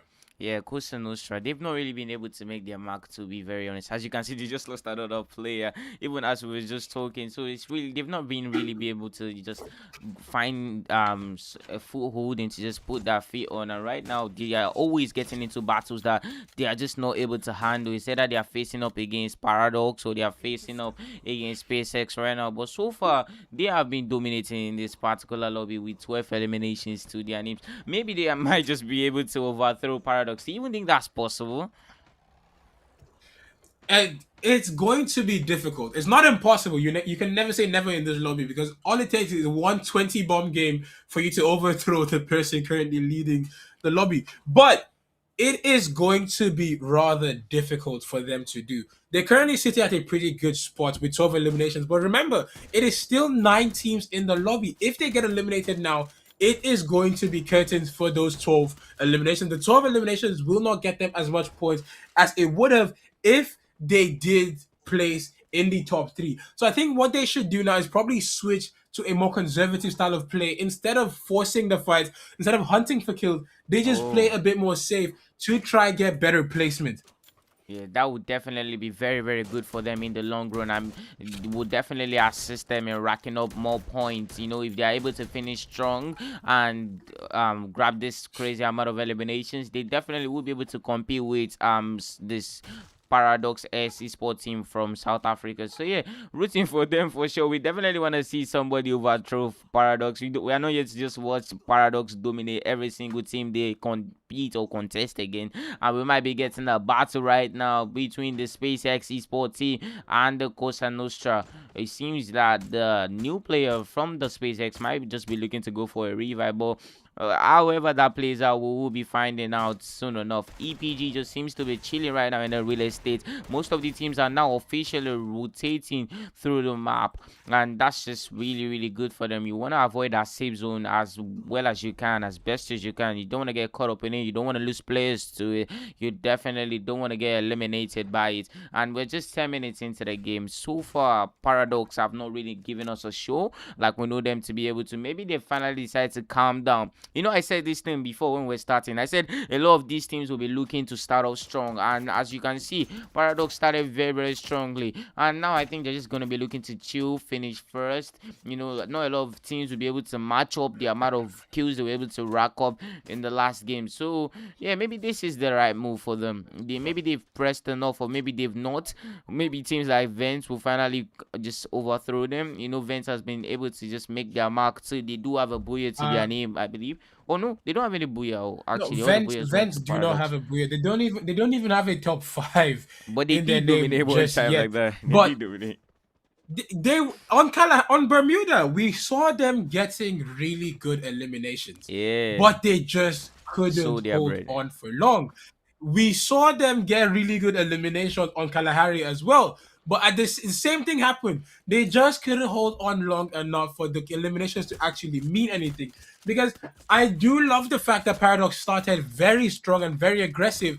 We saw them go absolutely crazy in the first 2 games, picking up 15 eliminations 2 times, 30 points from KP alone. Is not an easy feat to do. But Cinco Nostra tried to go for something similar, and Paradox seem to be taking their foot off the gas because it is much more difficult to stop a team that started very strong than it is to stop a team that is trying to start. Like, you're not going to catch up that easily. A team that starts off in the second half is going to have a much harder time because they're fighting a very uphill battle against a team that has just been running the lobby. 16 eliminations. We have our current kill record coming in from Cosa Nostra. Can they drop the first 20 bomb of the knockout stage? Because that is going to be phenomenal. That if they drop a 20 bomb and a booyah, it is 32 points to be catching up. EUVINCI Pro Max will be getting eliminated by the Desire squad. They desired to win. They desired to stay in the play. They had just a single player, and their desire was strong enough to take out EPG, which leaves us with 8 teams and 29 players left to go in the third map for today. It is 50% of the games played, 50%, almost 50% of the teams eliminated. Who comes out on top of this lobby is still to be decided. The drones review shows us that we have the Amigos going up against SpaceX. Amigos will lose 1. They have 1 dangerously low. Mitsuki will be trying to get his HP up, but they do not have a chance to stop Desire. That's eliminated. Serif goes down. Unfortunate for him here. Neutral is low. It's not looking very great for him here. Mitsuki goes down. Neutral is the last man standing. He is the final hope for his team. Will the Amigos be able to stay in, or is this the end for their map 3 journey? It's looking pretty solid for the Unit X squad. They are just picking up elimination. For elimination, 6 eliminations, if I see that correctly on the board here. It is Great spot. They're just taking a chill little drive here. Coming up to the Into hood that team. of Vent Esports. Actually, 8 eliminations on the board for them. Pretty solid numbers. Ooh, the but bomb. we've seen Vent to be a team that is strong in fighting in buildings. The enclosed quarters sign them up. Neutral, a solo player will send SpaceX back to the lobby, putting us at 50% of the lobby eliminated. Virox will send HOLYHEX back to the lobby as well. Unfortunate for those players, but that's just how their cookie crumbles. It is Paradox going up against Vent Esports. X Reaper, the last okay, the Union X are just so tight knit. It looks like they have just one man standing, but it's Cosa Nostra, Vent Esports, Paradox, and Union X as the 5 teams going against each other. Amigos have just a single player. Vent are down to just 2 players. It's not looking good as Timmy might be getting eliminated. Virus, the last man standing for his team. He's less than 100 HP and he gets eliminated. Vent will place 5th in the lobby. Unfortunate for them. They did get eliminations, but unable to make those eliminations count even more. Paradox go double digits. Cosa Nostra go 22 eliminations. All they need is a booyah to make Paradox quake in their booth, to make them get a little bit more active in their gameplay. It is 11 eliminations coming in from Paradox Gaming. They are doing pretty solid for themselves, getting the revives, playing as a well-oiled team. They know when to be aggressive. They know when to back up. They know when to pick their teammates up. They do not try to be heroes. They try to be they are anti-heroes pretty much. They are not here to help you. They are not here to make a statement. They are just here to delete and move on. As long as you do not challenge them, they will still chase you. They will still chase you. They won that victory, and they want that victory to be absolute. But Cosa Nostra is giving them a massive run for their money as they are sitting on 22 eliminations. That is not just the most kills we've seen in the game so far. It is double what Paradox Gaming have right now. Union X are in a very tough spot as they have to go up against a gatekeeping Cosa Nostra and a predatory Paradox Gaming team. They are just pushing in like a snake. They are wrapped around the Union X squad, shave them down to a single player. But now, unfortunate for them, they have to go up against Cosa Nostra, who are focusing on the gatekeep, and it's working out pretty well for them here. Paradox have Snipe on his knees. It looks like they might get 2 more on their knees. Unfortunate for them, they are just down to L2K. 12 eliminations on the board. Can L2K clutch? He gets eliminated by a solo from Amigo. Neutral with 5 eliminations gets his team into the top 2. But what we are seeing is 26 eliminations as Cosa Nostra will be bagging their first victory, ending the run of Paradox with a map 3. Booyah. What a booyah. What a booyah from the Casanova esports team. Just putting in the bag, man, and giving us one of the highest number of elimination we've seen all night. That is just beautiful from them. Like I said before, I know all of these teams are gonna take it like a good boy. Some of them are actually gonna just try to rise up and actually show themselves to be competition for the Paradox esports team. And here you have it, man. Casanova, Casanova is the name, man. You definitely want to be on the lookout for them. 25 eliminations is just beautiful. Almost 26, it's insane. Not even beautiful, man. We are here to see anybody match that number of elimination in a single map all night. So yeah, kudos to the players from the Casa Nostra esports team, making sure to actually get their groove on and just show us that they deserve to be here and they are not definitely going to be going out without a fight.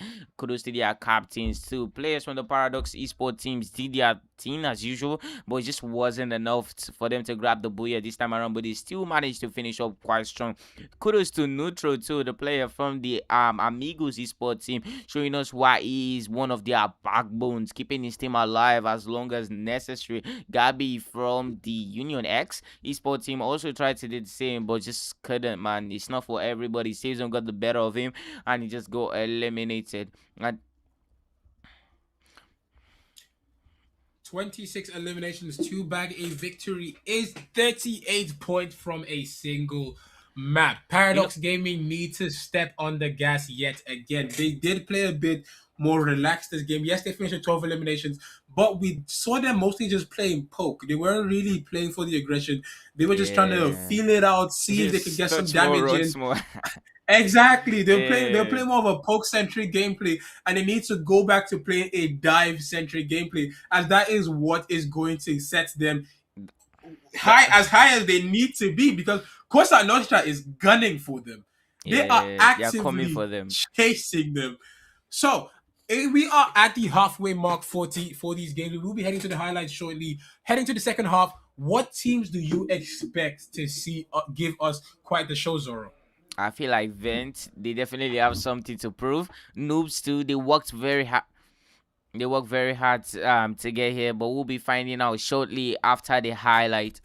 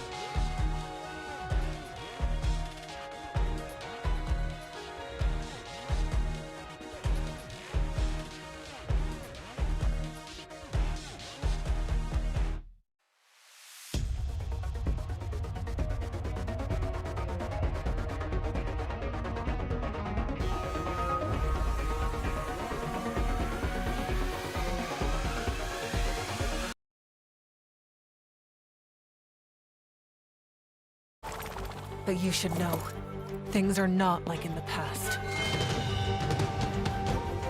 I don't want to hurt you, brother.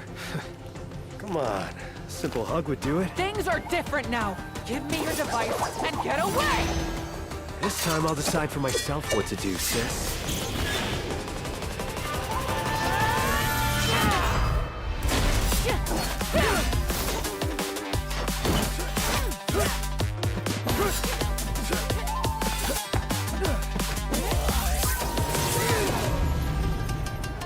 Oh, I know what's different about you.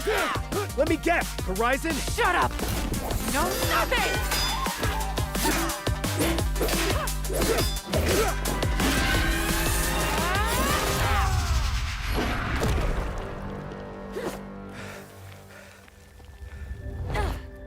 Do what you want.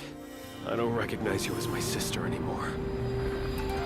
Hati, isn't it cool that even though the sun and the moon are rivals, they can still find time to be together? They aren't rivals, silly. They're just different. Just like us, right? Yes, like us, brother.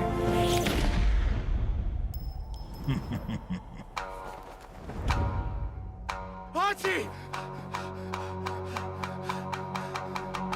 Hachi! I'll be fine. Take him down. I knew she couldn't do it.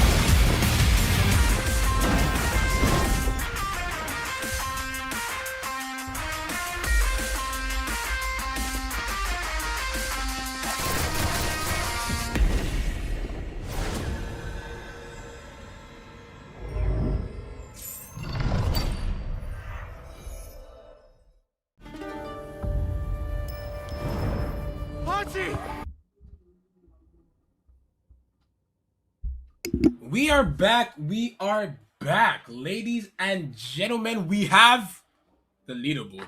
It has been quite the game. Three maps played, 2 teams taking the wins.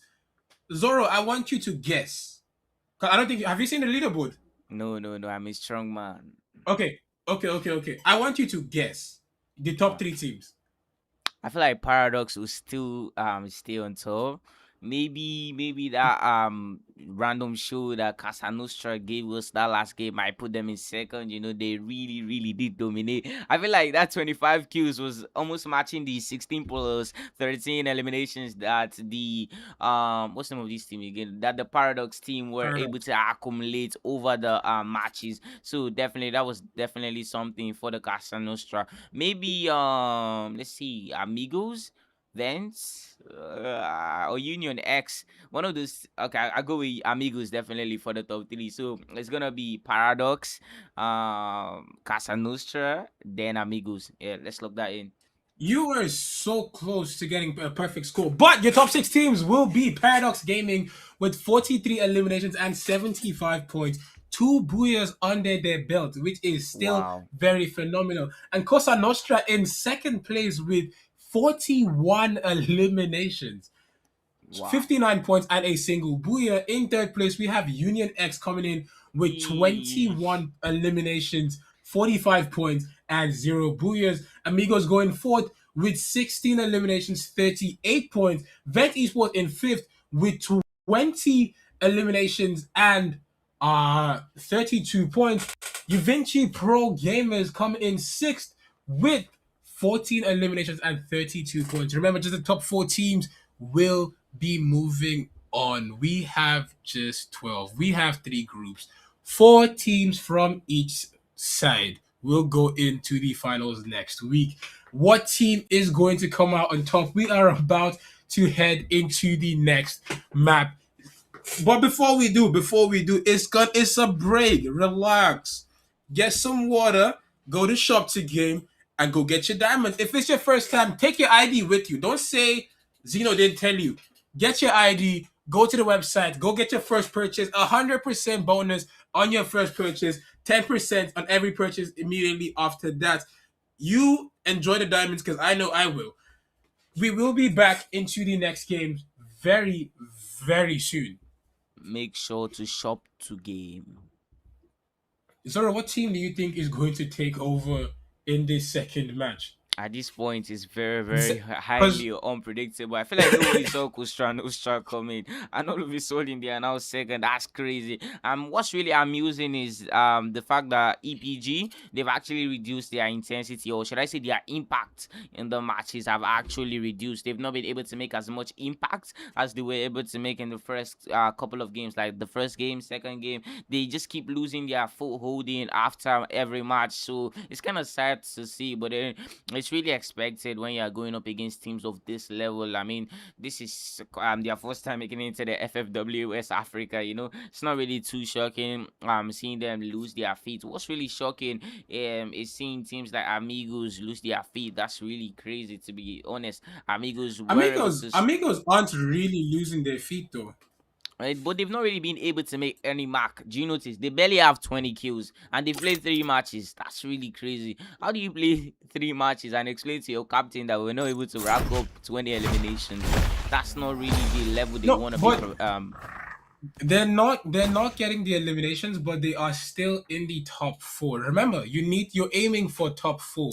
Top 5 in case they want to do a wild card or a team doesn't show up or someone gets disqualified. True. I know fifth place will be praying for, but you're aiming for top 4. You don't really being top 1 is a guarantee that you're going to the finals. The one you're aiming for is to be within 1 to 4, and currently they're sitting at 4. So maybe it's. So let's see how it goes for them actually, because we are heading into the next map right about now. I think it should be a new set of teams taking over because we're in the second half of today's games.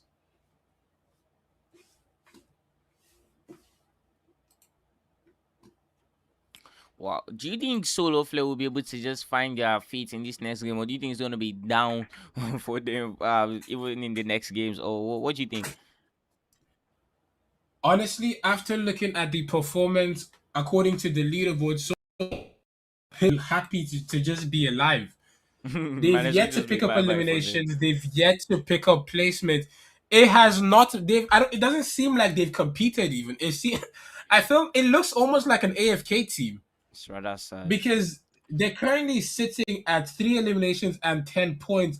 They need to pick up the pace. They need to step up their gameplay if they want to aim because they are currently sitting 8 points, 8 slots behind where they need to be at to make it to the finals. Because the finals is where we are going to see the teams that go into the FF World Series on the international stage and could possibly qualify for the Esports World Cup as well. Isn't that just amazing? Isn't that just sweet? Can everybody not just play well? Well, from the looks of things, most of these players will be landing now as they jump out of the aeroplane via their skywings. Noobs have landed. EPG are landing too. Noobs have also landed. Desires have landed. Vents, Paradox, everybody's just landing right now. Remember, the amount of loot you're able to grab as quickly as possible will definitely determine the amount of fights you're able to survive. I feel like some people already get to early contact. Do you see that? That's really going to be interesting. Do you want to get into a lot of fights early on? If you were playing Xeno, would you be looking to get into a lot of fights early on? What would be your own playstyle? What do you think will be the smartest move to make? Honestly, hold on. It's not looking very great for HOLYHEX as they have a disconnected player and 2 players eliminated already. AMIGOS will lose 1, but they are still able to be in this game. Desire pick up a second elimination. Vent Esports might just be going out as they are down to a single man, and it's not looking like bro will survive this. But the noobs will be coming in to take a fight against Desire. Desire is split up, so the noobs should have the advantage here and maybe pick up more eliminations or even an elimination. They do get Senzo, very fortunate for them, but unlucky for the Desire team. To answer your question, my strategy for this map would be to camp. I do not like Purgatory because Purgatory is the biggest map in the game. It has been the biggest map since inception, and it's the map I've gotten traumatized on the most. I've been that when the Criminals bundle first released, I remember getting chased on Purgatory by a full team of criminal players. I have a deep aversion for this map, and it is a very wide open map, a very decisive map, as fights do not really get drawn out here. It is very much a delete or get deleted map because if you will be getting caught in a fight here, it is mostly open field. There are no buildings. This is a construction site. No buildings, no cover. It is he with the most glue walls and the best aim. May thy aim chip and shatter is literally what the mindset for Purgatory is. Because you just hope the person that you're playing against is not someone like Ragnar that we know is very great at one taps. It's not someone like Snipe. Snipe will have a field day on this map actually because this supports his playstyle very much. But unfortunately for SpaceX, they will be taking a lot of shots as they will lose 1, 2, 3, and 4. As Solar Flare, I think they heard when I said it. They seem like an AFK team as they will be getting their first team wipe. Is Purgatory their best map? Ragnar is on Solar Flare. I just said you don't want to get caught out by Ragnar on Solar Flame on a Purgatory map, and he is showing that his team can actually pick up the pace here. Vent Esports will be going up against the noobs here, and it looks like Vent might be at a disadvantage because they are currently separated, and if the noobs can get a knock here, they will definitely be able to capitalize on this in a very massive way. But Vent Esports will try their best to fight back. They still need to get their teammates back. They need to regroup so they can fight as a team instead of fighting a disjointed game, because that very much will hurt them a lot more than anything. Going in a disjointed match is just going into any fight disjointed, even though you know you are better than the team, even though statistically you are better than the team you lose to, they just had better hands together. Grave will be going down, unfortunate for them here. Vent Esports doing their best to stay on. They get Kenny as well. They do not matter. Vermani goes down. Aaron knows to back out now. He's going straight for the revive. Will Vent go on the oppression? They do, and they get the elimination.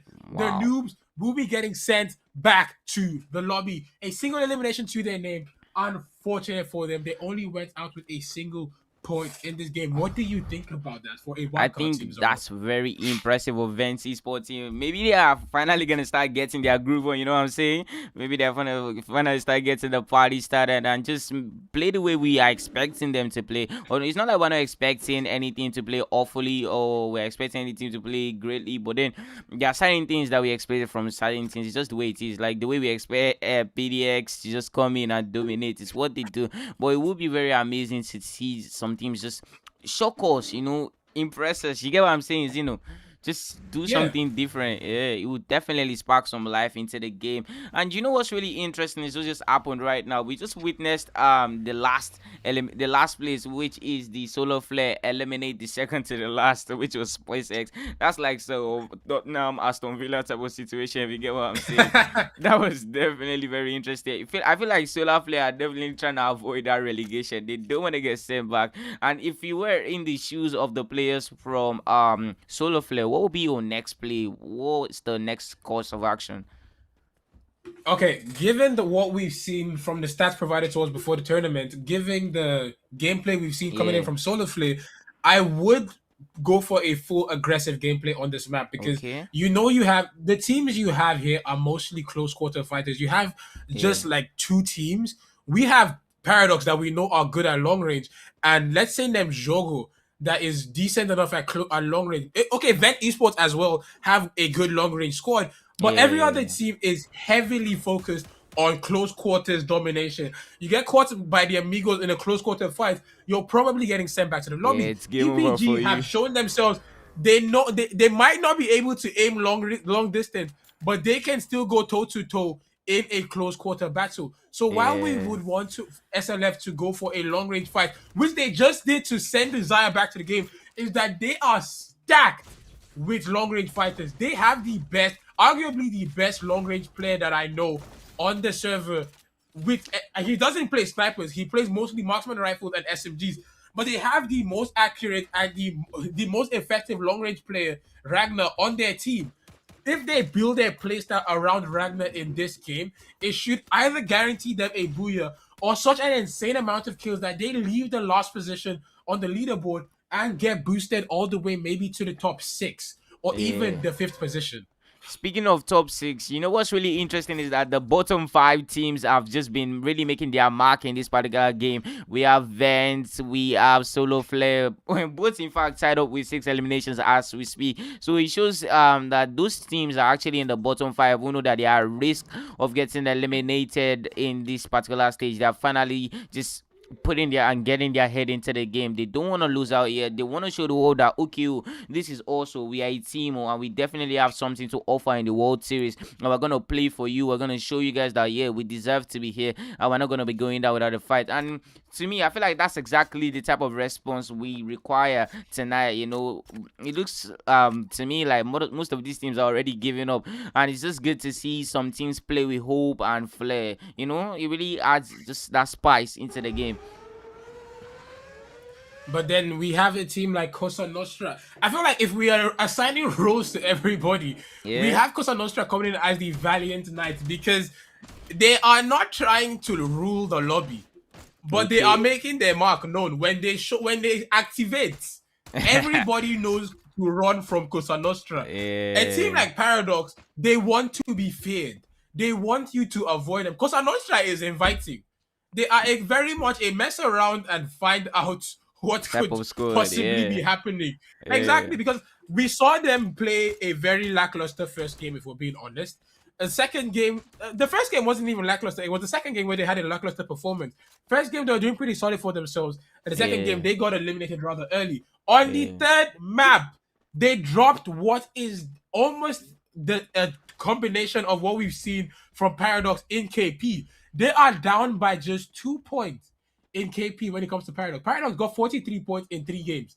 Cosa Nostra got 41. 26 of those from a single map. Actually, that is absolutely insane. No, I'm talking about kill points. Not the placement point, not general points. The KP from Paradox alone is 43, and Cosa Nostra are at 41. That is just a 2 KP difference between these teams. Amigos need to pick up the pace. They need to get the eliminations up because they're currently sitting at 16 as of the first 3 games. It is absolutely insane to see how these teams are performing here. 9 minutes into the game, it is 9 teams and 30 players. EPG are forcing a close quarter battle, but they are forcing a team that is pretty solid at close quarter fight here. But it looks like EPG might just be the better team in this position here. Serif will be getting knocked and getting picked up. But it is looking pretty good for them here.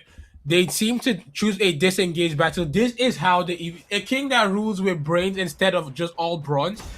EPG will get to live this time as Amigos deem it. It's not worth it forcing a building that could have landmines set everywhere, actually. Are you saying that the players from the Paradox Esports team are all bronze, no brains? Is that what you're telling us? I'm not saying. Listen, I'm not saying they're no brains, but they are mostly bronze. For real? We don't see Paradox go out slow. Paradox have just 2 settings: active or inactive. They don't know how to do in between. When we saw them try to do in between, Cosa Nostra dropped 26 in that lobby, and I don't think they want that to happen again. Yeah, true, true. Very, very true. And so far, we have 8 squads left in the map with 25 players left. Players from the SLF trying to rotate right now. They are, in fact, down by 2 players, but Ragnar will be getting a revive on his teammates. EUVINCI Sport currently down to their last map, and they are currently on 7 eliminations. So far, Solar Flare, who is currently last on the leaderboard as we speak, is currently dominating this lobby. Their players have realized that they actually need to step up, and if they don't step up, they will be going back home. Nobody wants to go back home. You don't come this far to just give up. So yeah, it's good to see them not back down from any fight and just finish any fight they find themselves in. We might be getting a very huge battle here, don't you think, Zeno? Unfortunate for Vent Esports, they will be getting eliminated. We will be getting a huge battle indeed. Going up against Paradox is the Amigos squad. Can the Amigos come out on top, or will they be getting eliminated in this matchup? Paradox Gaming will be sitting with 9 eliminations. Solar Flare coming in from the bottom of the leaderboard to pick up 9 eliminations in this match is absolutely phenomenal performance coming in from there. Could you take this one, Zoro?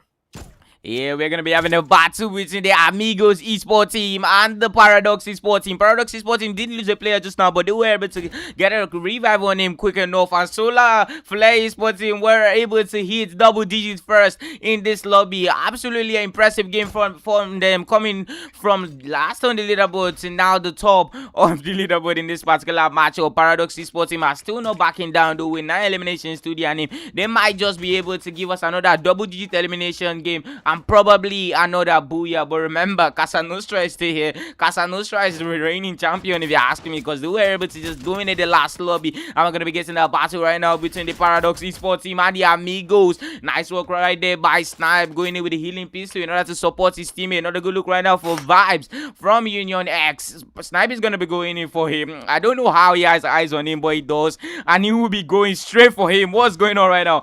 This man is literally going straight for him. Vibes incoming. And Snipe is there, trying to go in with the AWM. Switches to the AWM once again. Vibes running for his life right now. No idea how Snipe knew where he was, but he does. And Sneaky coming in to support with the M249. Going in with the RG50 and the FLG. And it's gonna be good night for Union X. Top 5, 19 players left. EPG in the battle right now against the Amigos esports team. King leading the rush right now with the Trogon. Mikey supported with the M590 and the Winchester. And Mitsuke trying to back out from the fight from the looks of things. Okay, Mark Tenat and King might be leading push right now for EPG. And they are running for their life from the looks of things. The EPG definitely have Amigos where they want them. Knight gets dropped. The Knight King's just currently healing up right now. Serif is coming in. And Mitsuke is going in to support him right now with the Mark 7.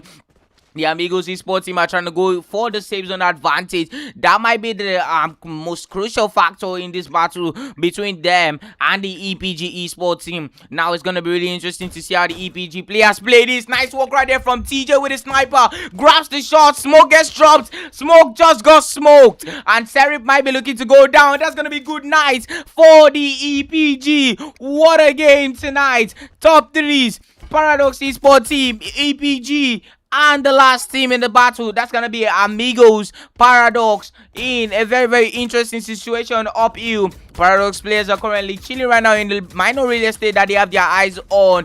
New Jungle is just currently chilling. They might be in the best position. Boruto is going for something very interesting. Iman Walker are going in right now. Would they be able to get an elimination on the Paradox esports team? Now that would definitely be something. Going 2v4 against the Paradox team is not really the best position you want to find yourself, but let's see how they play this. When he comes down, twisting onto the with the M590, gets dropped, 824 incoming, and this is not looking good for Paradox. What a play right now from the New Jugo, and they will be rushing. Snipe gets dropped, and that's gonna be bye-bye for the players from Paradox. I did not see that coming. What a play right there from Walcott and his teammates, just picking off the players from Paradox one by one. Amazing gameplay from them, and it's gonna be a 4 versus 4. Amigos versus New Jugos. Nobody wanna go down without a fight, but it's gonna happen one way or the other.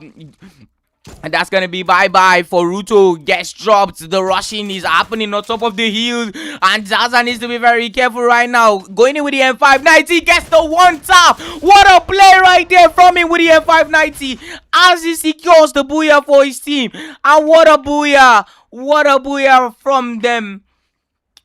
An amazing show of strength right there from the players, showing us why they deserve that just beautiful victory we just witnessed. And nice use of the M590 by that player, securing the bag for his team. They definitely needed that. Paradox did not see that coming. I did not see that coming. I did not expect Paradox to just go down like that. An amazing gameplay from the New Jugos players, to be honest. They were able to eliminate most of the players from Paradox with just 2. I mean, we've seen Paradox eliminate people with just 2-2, but we never expected them to be hit with the Uno reverse. And what a Uno reverse it was from the players from the New Jugos. Going in with the M590, twisting and turning. The usage of the A124, it's just magical to witness this type of gameplay. And what a bold move it was from Ruto. That's definitely impressive. It definitely impressed me, to say the least. You know, most teams wouldn't even dare to face Paradox in that type of situation, but they just took the bull by the horn, and he paid off. High risk, high reward, as they say, and we are back. High risk, high reward indeed. It was quite the game. Who got that booyah actually? It was New Jugos. Absolutely impressive game from them. Nem Jogo coming in with a win all the way from 10th place. How many eliminations did they bag? Bro, they were on fire. Bro, they were playing very confidently. If you see the way these guys were moving, like they were onto something. You know, Paradox has been dominating things, right? And these guys just pushed them with just 2 players. Uphill. Paradox has uphill advantage. These guys are coming in with just 2 players with a monster truck. I wonder what's going through this player's head. And all of a sudden, he's gone with the M590 and his game set match. And what a play, bro. Amigos were just spectators. They were witnessing greatness. It was like, what? Are you for real? Is this how we're playing now? And yeah, it's good to see some life being sparked into the game from the players, to say the least, man. Absolutely phenomenal gameplay coming in from the Nem Jogo squad. It looks like going into the second half, the bottom half of the lobby, because remember, we only read the top 6 teams out of the 12 that are playing right now. The teams that did not get read, they want to be read at the final. They want to be in the top 6. Everybody sat up straight. Nobody wants to be the team that didn't get called on stream. Everybody is doing their best to actually show that they are worth being here. But we saw Solar Flare drop 10 eliminations. From where? They had 3. In 3 games, they dropped 1 kill per game. And then suddenly they dropped 10 in 1 match. How? Nemjogo coming in from 7th place with 14 points to booyah the map. How? Absolute. The second half of today's game is adding even more heat because it is changing everything we know. The teams that we expected to just take it and wait till the next chance to play, because every team gets to play 12 games. They still have 6 more games to go. Not today, though. but we are seeing them still try to make the most of these games. With 4 games deep, we have 2 games to go. We're on to the highlights, then we catch you guys again. Make on sure the next to map. stick Do not go around anywhere. for We the will be Uno right back reverses that shortly. we've been having on tonight. I will be going into the highlight. Remember to buy some diamonds before the next match from shop to game. Remember, you'll be getting an 100% bonus on your first top up, and we will be going on a quick break.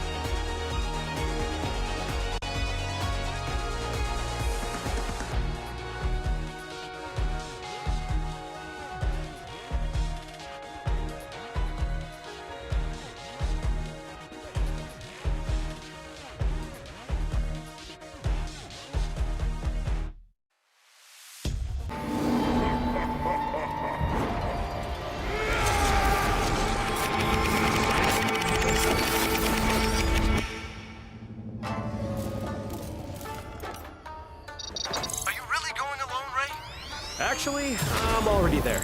Talk to you later. Woo, such a welcoming committee. Get him now!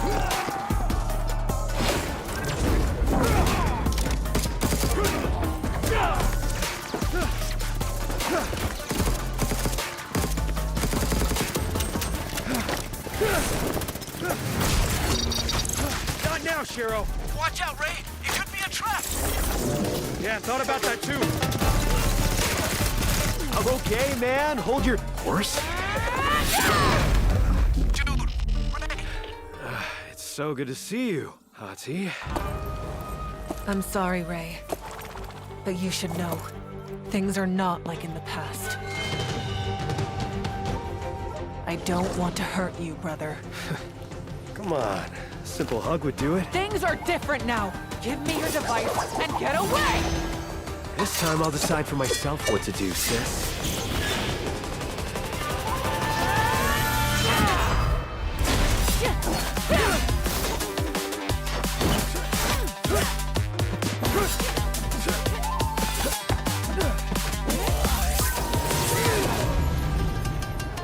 Oh, I know what's different about you. Let me guess. Horizon? Shut up!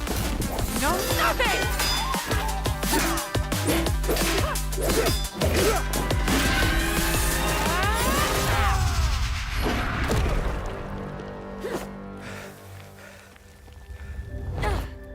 Do what you want. I don't recognize you as my sister anymore. Hati, isn't it cool that even though the sun and the moon are rivals, they can still find time to be together? They aren't rivals, silly. They're just different. Just like us, right? Yes, like us, brother.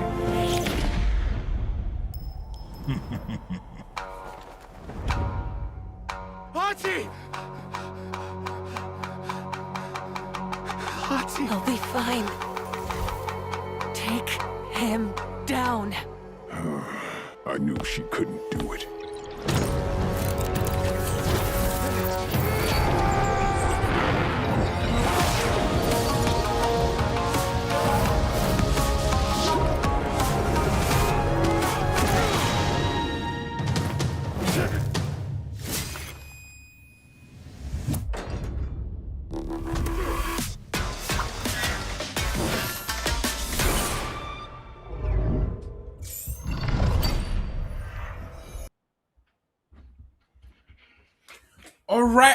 All right. We are back in, ladies and gentlemen. And first of all, before we do anything, I'm looking at the comments and I'm seeing people say, "Oh, Ragnar's not a long range player. Ragnar's a rusher."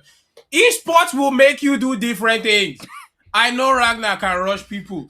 Esports will humble you. You're not rushing cause this is not custom match. There's $10,000 on the line. There's a chance to go play abroad and represent your country. And not just your country, your continent on the line.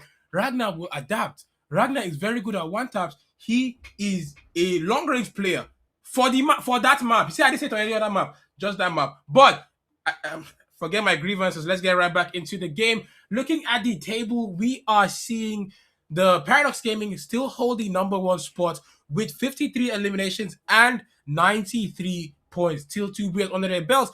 Cosa Nostra come in second place with 49 eliminations and 73 points. In third place, we have the Amigos with 25 eliminations and 56 points. In fourth place, we still have Union X with the 23 eliminations and 52 points. Vent Esports come in at fifth place with 27 eliminations and 42 points. Nemjogo, all the way from the bottom, coming in with 22 eliminations and 41 points with a booyah under their belt.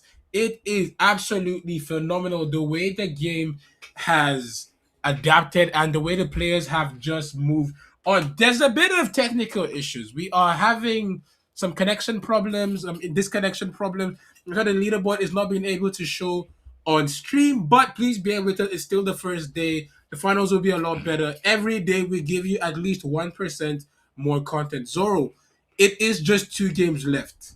What team do you think is going to stay as #1? You know what would be crazy? You know how they always say it's not about you start, it's about you finish. You know what would be really crazy is Paradox. Wait. Hold on. Who said that? You know now, people now. People. Me. I remember the stream, the exact stream. No, not people. Hey, give me my flowers. People. Give me my flowers. Yeah, kudos to Zeno for that. It's not about you start, it's about you finish. So if Paradox does not sit right, they might get overthrown by teams like maybe Solar Flame. Who knows? Solar Flame might just climb up the table from Knights and just finish up first. You can never tell this is, but that's highly unlikely. But it wouldn't be too unlikely to find them at the top 4 and then within the next 2 matches. And what's another team that might just be able to just low-key take the lead might be Union X or Amigos. You know, if they're able to just increase or rack up more kills the next map, they definitely are contenders. If you're in the top 4, you're definitely contenders. You just finish strong. Me personally, I see Paradox finishing what they started, to be honest. Let's be realistic. If you want to be pessimistic, we might start saying that teams. That would actually be very, very good for them because they started off very strong actually. 15 eliminations first game, booyah. 17 eliminations second game, booyah. They slowed down, but they still had 13 eliminations in the third game. In the fourth game, they didn't get the win, but they still placed top 3 and they still had double-digit eliminations. They are slowly but surely widening the gap because before it was, let's say, 15 points between Cosa Nostra and the Paradox team, and now we're seeing it be a whopping 20 points between them. So if they can maintain that distance and maintain the level of play that they've had so far up till now, they should be ending this game as the #1 team. But sure, we are seeing teams like Nemjogo, we are seeing teams like Cosa Nostra just slowly but surely climb the leaderboard. Heck, even Solar Flare surprised us in the last game. The second half of the day is always going to be very interesting because the players always have a lot more to lose, like a lot more at stake. They now know how everyone plays, so they are doing their best to adapt. They've adapted. You had 3 games to learn everything. and now you have to show us what you've learned. And Solar Flare, they've shown us. Nemjogo, they've shown us. Every other team needs to pick up their pace. Vet Esports have consistently been 5th. They also need to pick up the pace because they are getting more eliminations than teams that are above them, but they are just not placing high enough. It doesn't make sense. You're getting more kills, but you can't place. What do you want? No, I want you to get kills. I want you to get kills, but you also have to know when to place. Vet Esports have been unable to place, and it is absolutely insane to see. But we're having teams like EPG who are slowly but surely climbing the leaderboard. If the teams keep performing the way they're performing, we will be seeing a top 4 consisting of Union X, Amigos, Nemjogo, and Paradox Gaming. But that is not guaranteed yet. Let us head into the next game to see what the teams have in store for us as we are getting ready to head on to Solara. Hey, hope most of you have bought your diamonds from shop to game. The next match is about to start. Yeah, You're supposed to buy before the next match. Guys, getting diamonds from shop to game helps us bring even bigger events to you guys and helps us casters get paid. Every diamond you buy sends one to my account. And if you enjoy the casting, it's not free. You guys too need to get diamonds from shop to game. Only if you buy from shop to game though. I'll not buy every other person. But shop to game is the plug for Garena diamonds. 100%. It's the official.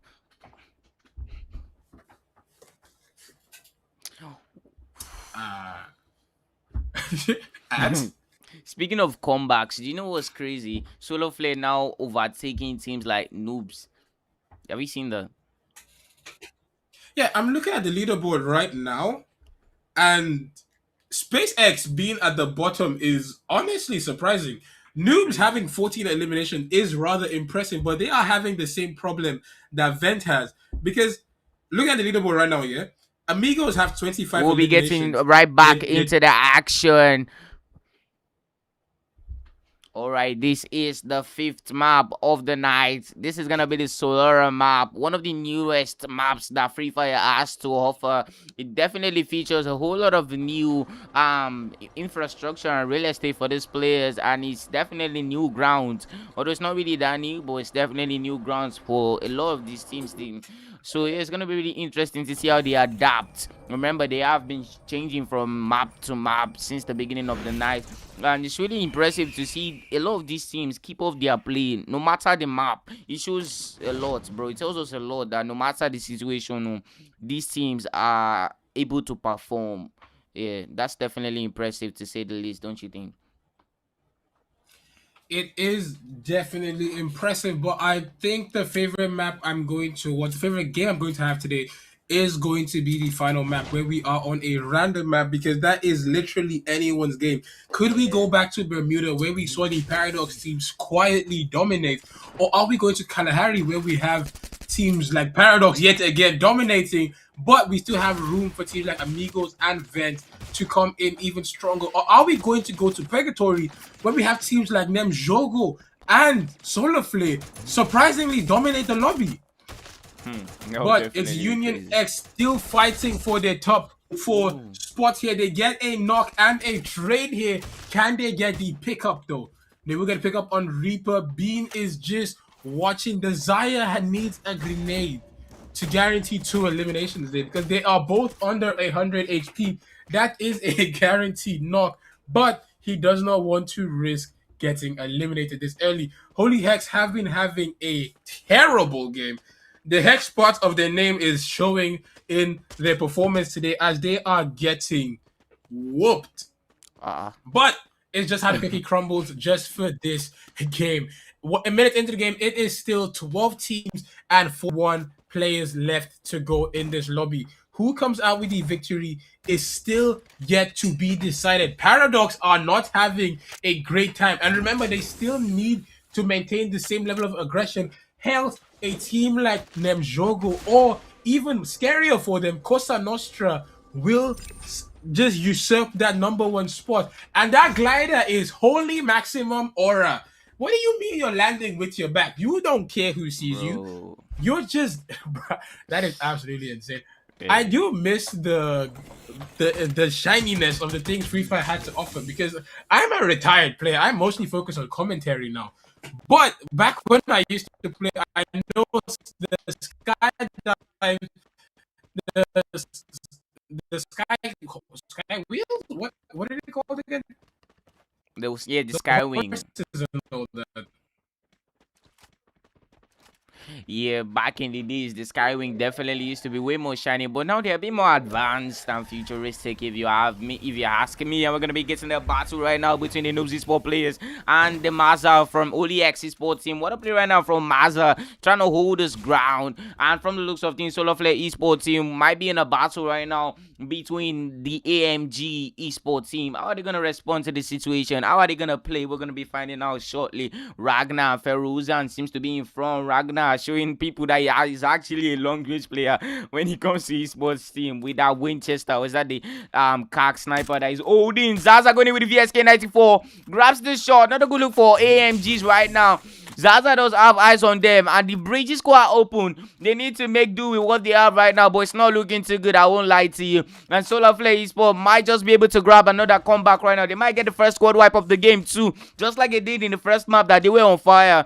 And we're gonna be watching greatness. Let's go. Mark goes in with the Nero and the Bison, but just wasn't enough as he gets knocked down by Sir. And Ragnar going in with the M590. 2 versus 2. Mitsuki and Neutral versus Ferozen and Ragnar. Twisting and turning with the M590. And Ragnar right now going in from behind. Ferozen with the Mark 7 gets that drop. And it's gonna be a very, very sad game for the Amigos players as they lose yet another player. And what a player right now from Ragnar and Mitsuki and Ferozen, showing us that they are the duo to watch out for. Amazing gameplay right now from most of these teams, and Solar Flare did not know what hit them that right there, but they were able to adapt quickly and eliminate most players from the AMG, and Zaza will be getting dropped. And what a play right there from TJ777 with the trouble sniper. Nice play right there from him. He needs to be really careful though. He doesn't want to mistakenly come in contact with them. Feruza and Serif trying to twist and turn gets dropped, and it is not looking bullish for AMG at all. TJ looking to go back to where he's coming from in order to just get that revive as quickly as possible. UniX, sorry, is currently just chilling right now with 5 eliminations to their names. Shocking, but amazing gameplay from them. Not really too shocking considering the fact that they are in the top 6. So yeah, it's good to see them get their groove back on. And Desire Esports team are going to be in a battle against Vance. Boss going in with the XM8. Grabs that knockdown. Supreme is down. And he's going to be looking to get a revive. Timmy gets the revive. Senzo receiving shots. Quickly drops his glue wall. And it is on. SK attack for Senzo right now. And he's just going in for the shot. Timmy needs to be really careful. He does have higher ground, but it doesn't look too favorable for him, considering the fact that his opponents have marksman rifle. And all he has is just a rifle. Desire Esports team looking to make their way into the safe zone by rotating. Senzo leading the push, and that's gonna be that about that. So far, the New Jugo Esports team seems to be topping the leaderboard in this particular matchup with a total of 8 eliminations to their names. And what a beautiful show of strength from them. And they might get dropped just now.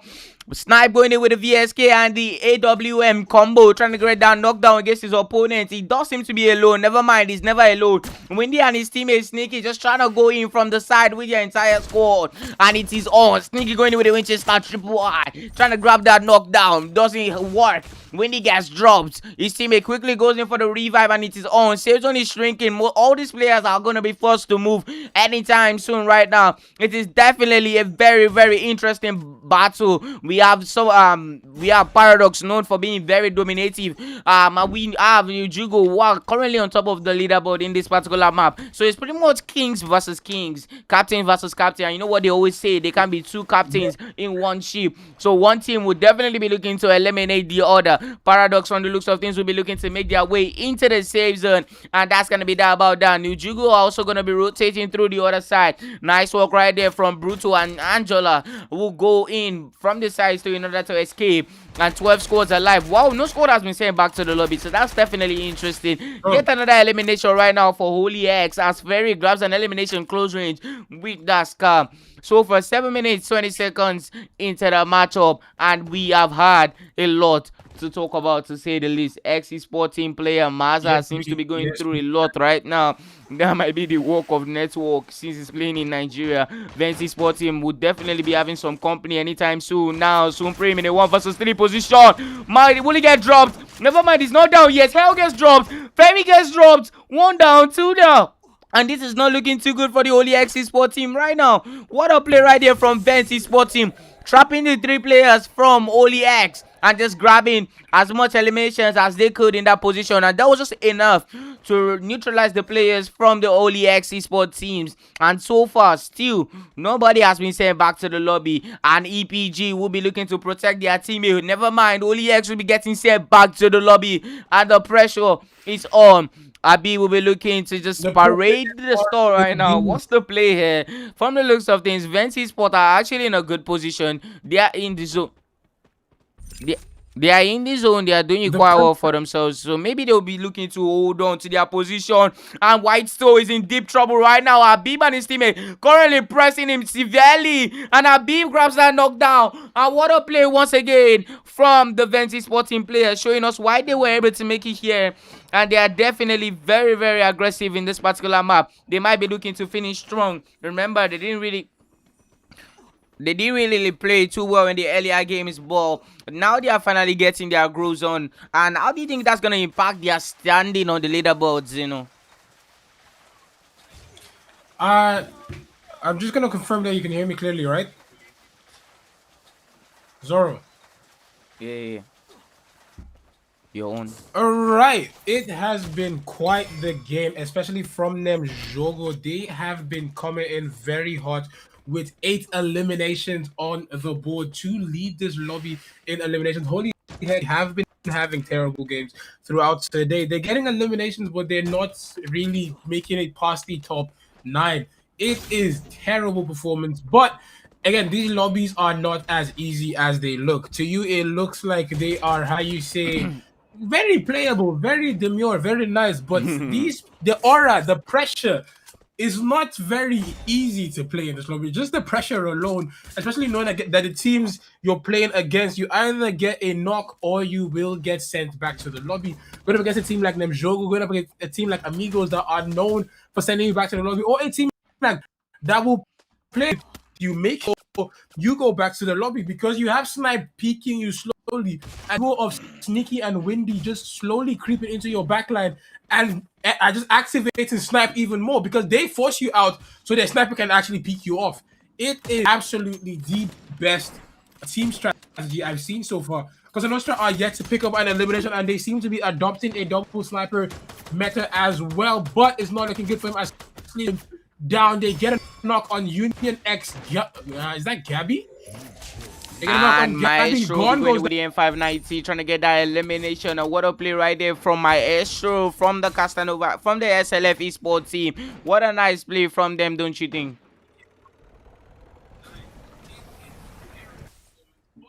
And it is on the Castanova play. Castanovas and players are losing yet another player. Now down to their last player. Not looking too good for them. The scariest part about this matchup now is that we are 11 minutes into the game. Only 2 squads have been sent back to the lobby. That's not going to be a good look for us in the final season. We're going to get a lot of action. A lot to talk about in the final season, to say the least. If we look at the teams that got eliminated, it is Paradox Gaming sent back to the lobby with only a single elimination. So they only left this map with a single point. Sitting at 93, it is not, especially against a team like Nemjogo that just boosted from 7th place all the way to, sorry, I said Nemjogo, Amigos, that boosted all the way from 7th place to 2nd place. And they are just being kept back by 20 points. They have the opportunity, a rare opportunity, to come back and take the #1 spot. It might be the 13 to get eliminated as SpaceX. So many exits in this lobby are absolutely sending them back to the lobby here, down to a single player. Neutral will be getting put down from the Amigos team. Is this going to be the end for the Amigos as they lose Mitsuki as well, going up against Solar Flare? Solar Flare have activated. They have just 1 game left. They can't afford to lose anything. They still have 6 matches at tomorrow's games, but they can't afford to let these games slip behind because all the points transfer. The points will lead to the general table, and that is how we know what teams are going to compete in the finals to compete for a play at the Esports World Cup. Amigos will lose yet another player to the Solar Flare squad with 6 eliminations on the board, about to go for their 7th. Vent are trying to get in, but SpaceX have yet another plan for them as they are farming damage, them bleeding them over their heels, and they are just basically hurting Vent straight into the clutches of the Solar Flare squad. And Solar Flare playing heights, they have yet to lose an elimination here. They've sent almost the entirety of the Amigos back to the lobby from this specific spot. This is the best spot for them here. Can they do the same to Vent? Will Vent be able to get out of this, as they seem to be down to just 2 players and they are stuck in a spot with 3 teams? Because the comprising of the Amigos, Amigos, Solar Flare, and the EPG. EPG might be down to a single player. We're not pretty clear on what their team standard is, but just a single player is in that POI. It is 30 minutes into the game, 7 teams and 25 players left. Who comes out on top of this lobby is still to be decided. But our top fragging team has been sent back to the lobby. Noobs will lose 1 day. We'll lose 2. Unfortunate for them. Vermani might just be going down as well. The zone is getting smaller. The pressure is going to be a lot worse for the team, especially the teams that are unable to pick up eliminations. Like the Noobs have yet to pick up an elimination, and it is going to be rather hectic to catch up to a team like Nem Jogo, who are sitting on 14. They are from bottom of the barrel to 6th place, and they might just be going for the top 4 now, as EUVINCI PG will be getting eliminated as well. And that's gonna be the end of...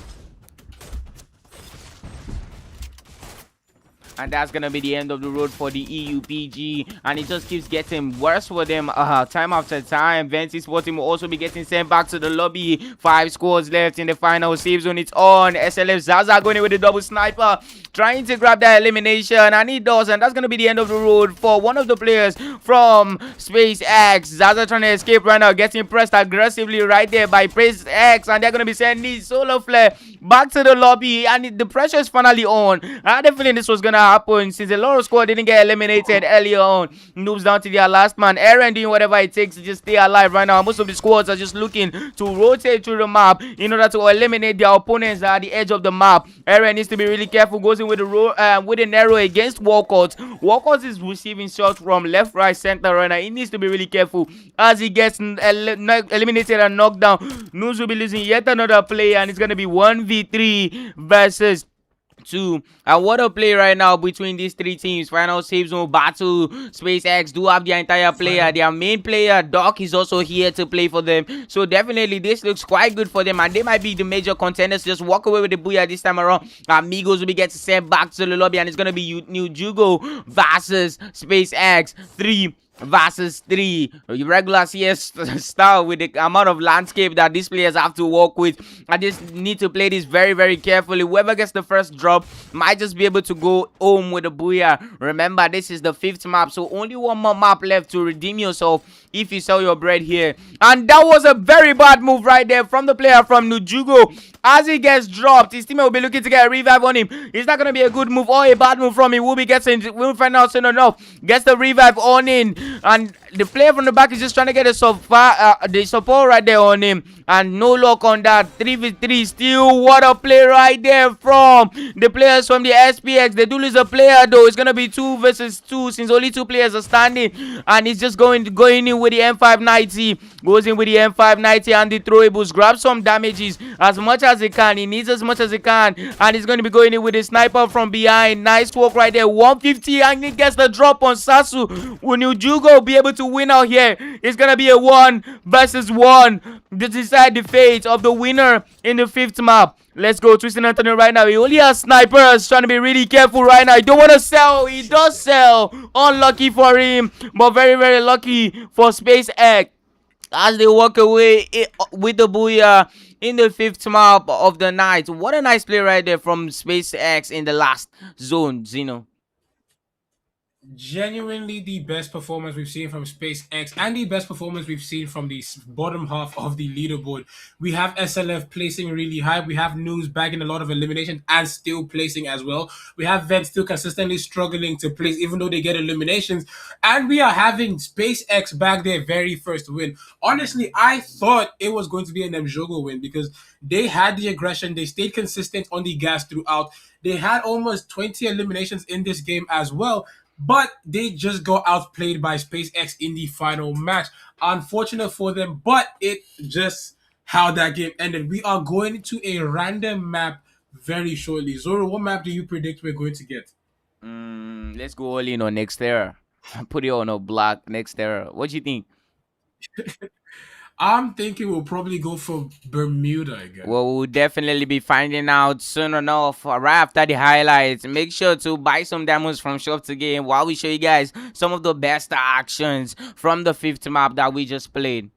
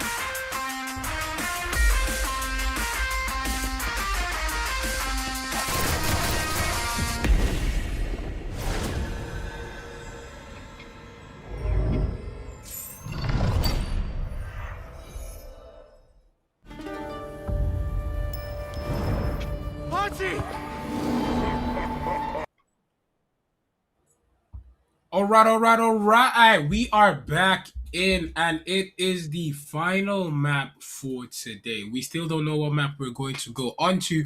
It is going to be a surprise to you, me, and the teams. Zoro, again, you are still locked on Nextera, right? Yeah, if it's Nextera, Solar Flare wins. Come again?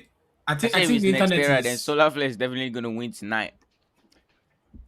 All right, he believes in you. He believes in you. I believe in whoever shows the most prospect. But it has been rather interesting to see Jogo come from the depths of bad performance to almost taking 2 games, taking 1 game under the bag, but consistently dropping 15 eliminations each per match. That is 30 points in KP. I can't wait to see the final leaderboard to see where they place. But currently, I think they should be. Ooh. Information reaching me just now. We have our answer for the next random map. Ladies and gentlemen, spam up what map you think is gonna be the next random map in the comment section. We'll give you some time. We'll give you guys some time to figure out what the next map is gonna be. You've got 10 seconds. 10, 9. Remember, if you lock in the correct answer, your esports team might just go home with a booyah. You can never tell, since it's your map. 10, 9, 8, 7, 6. Never mind, I'll just skip the countdown. It's gonna be Bermuda. Ladies and gentlemen, the last map for tonight is gonna be Bermuda. It's almost like I guessed it was Bermuda. It's almost like I guessed it was Bermuda. Come but on. Going back to Bermuda, it is the most played map in the game. First of all, because that was one of the first few maps that were added in, and it is the most played map on SSA server, because when the server first came out, we weren't getting any other map in rank except Bermuda. So everybody is well accustomed, unless you didn't play rank, and then if you didn't play rank, then why? How did you get here? What were you playing? Still, exactly. Still, it is a very fair map, because you can place the argument that some teams know the newer maps more because they spent more time practicing those. But Bermuda, since 2019 when Free Fire released, you've been playing that. So you have no excuses. You've seen all the changes that have come to Bermuda. So you have no excuses to say, "Oh, I wasn't able to play properly because I didn't know this person could push me from this spot." It is going to be a very decisive game. Could PDX come back to get their win streak and go on a half-day victory? Or are they just going to aim for taking that #1 spot? Because currently it seems like AMIGOS might have taken that spot from them or have come dangerously close to taking that spot from them. So PDX need to lock in for this game so they can still end today as the #1 team. For sure. And we'll be going into the map very, very soon. But speaking of the last game, the last map was really, really interesting. I think we had SpaceX, right? SpaceX? Yeah, SpaceX got the victory. SpaceX just pulling a very wonderful and amazing booyer in that second to the last map. It shows that they are still here. I think that's their first booyer of the night. So yeah, I think getting a booyer and a reasonable amount of elimination points should be able to just secure them into the teams that might make it into the finals. But you never still know. You don't want to get too cocky and just sell your bread. But yeah, Solar Flare. Oh, Solar Flare. Oh, dear Solar Flare. There's definitely still hope. Noobs, we've not been getting a lot of actions from them. Vents, too, started very strong early on, but they just weren't enough to get their entire... They just were not able to get their entire squad into the final battles that got them eliminated. I feel like you can't eliminate Vents without... Like, whenever they're with their full squad. So that's why they always take them out one by one. And yeah, what do you think? Yeah, the best way to win a team that is very strong at fighting as a team is to pick them off individually, and that is what Vent has been struggling from, as they are unable to stay alive long enough to place proper. We see them get eliminations, we see them get 6 eliminations, and then they place 7th. We see them get 8 eliminations, and then they place 5th. They are unable to go higher in placement, not because they're focusing solely on the kills. Because if they're focusing solely on the kills, they will be dropping double digits every single game. We'll be getting more chaos now as we go into the final map of the night. I know a lot of these players are probably beat right now, or the adrenaline is probably flowing. But yeah, this is gonna be the end of the of today's knockout stage. most of the teams are officially landing right now. It's gonna be Bermuda, so most of the teams are actually going back to where they started. They're gonna be going back to their original landing spots that they started with. So yeah, that's definitely gonna be interesting. You know, finishing right where you started is, I don't know, is that sadistic or I don't know, is that ironic? But yes, what we are right now is what we're gonna be working with, and same thing goes for the players. And almost everybody, never mind, everybody has officially landed. Nobody's staying with the aeroplane till the end. So that's interesting. That means we might be getting a lot of Batsu. I see Costa Nostra and Union X landing at the same point as Graveyard. That's gonna be really interesting if we eventually get a battle between them. Vents might also be getting in the same battle that they were avoiding the last time, and it's gonna be on. Twisting onto the with the M10 does grab the knockdown. What a play from Supreme, don't you think? Supreme will get the first elimination in the lobby as they get a knock and confirm on Ragnar. It is the final game, the final chance for Vents to show us if they can place, and the final chance for Solar Flare to see if they can actually pick up the pace and get even more eliminations. Zaza needs to get away as his teammate has been eliminated, and it's best you don't try to take chances. But when we look at the map now, we see Vent, they're kill leaders, but they are playing duos in the final map, and they are not on a comfortable spot to be playing this. Why? They need to play a bit more tight knit. They need to play a bit more conservative, like you always say. Because Nostra, however, will be going in, they get a knock, but they will lose two as well. Juicy gets fully eliminated here. Maestro is going down as well. Sleely needs to back out. They need to play this right so they can actually catch up to the Paradox team, because Paradox got eliminated early last game. Because Nostra have a chance. They had a chance to actually catch up and close the distance. I don't know if they took it. We haven't seen the leaderboard yet, but maybe we get to see the final leaderboard and see where everyone is placing to determine if these men actually were able to qualify that fumble from the Cosa Nostra team, or what is going in with the gameplays just right about now. But HOLYHEX have not been having a good game today. The set of games they've played have been abysmal to say the least, but they still have 6 more games tomorrow. Probably those games will be a lot better for them. Maybe they're able to place a lot better and see if they're able to, how you say, go to the finals, because only 12 teams out of the 18 teams that will be coming in will make it all the way to the finals, and that is going to be rather tough. Looking from the drone here, we see a lot of Vent Esports holding on to the factory, but in Pochinock, we are seeing Solar Flare. Solar Flare already lost Ragnar to Vent. Are they going to risk a fight against Ventus now, or is HOLYHEX going to come for a third party, or are they going to even start engaging the fight with Vent? That would definitely be very, very interesting to see. You know, we saw a quick fight right there between Vent Esports and Solar Flare, where Habib getting himself caught up in a battle between them early on with barely any loot, and it was a very crazy 1-versus-4 situation that he caught himself in. But luckily for him, he was able to escape or get revived. I can't remember what happened right there, but we might be getting the battle right here. Unfortunately for Cosa Nostra, they will be getting eliminated here. Amigos are trying to pick up their first elimination on Union X, your current kill leaders, as they are sitting on 4 eliminations. I think they were the team that took out Cosa Nostra, actually, because they're the only other one with these many eliminations.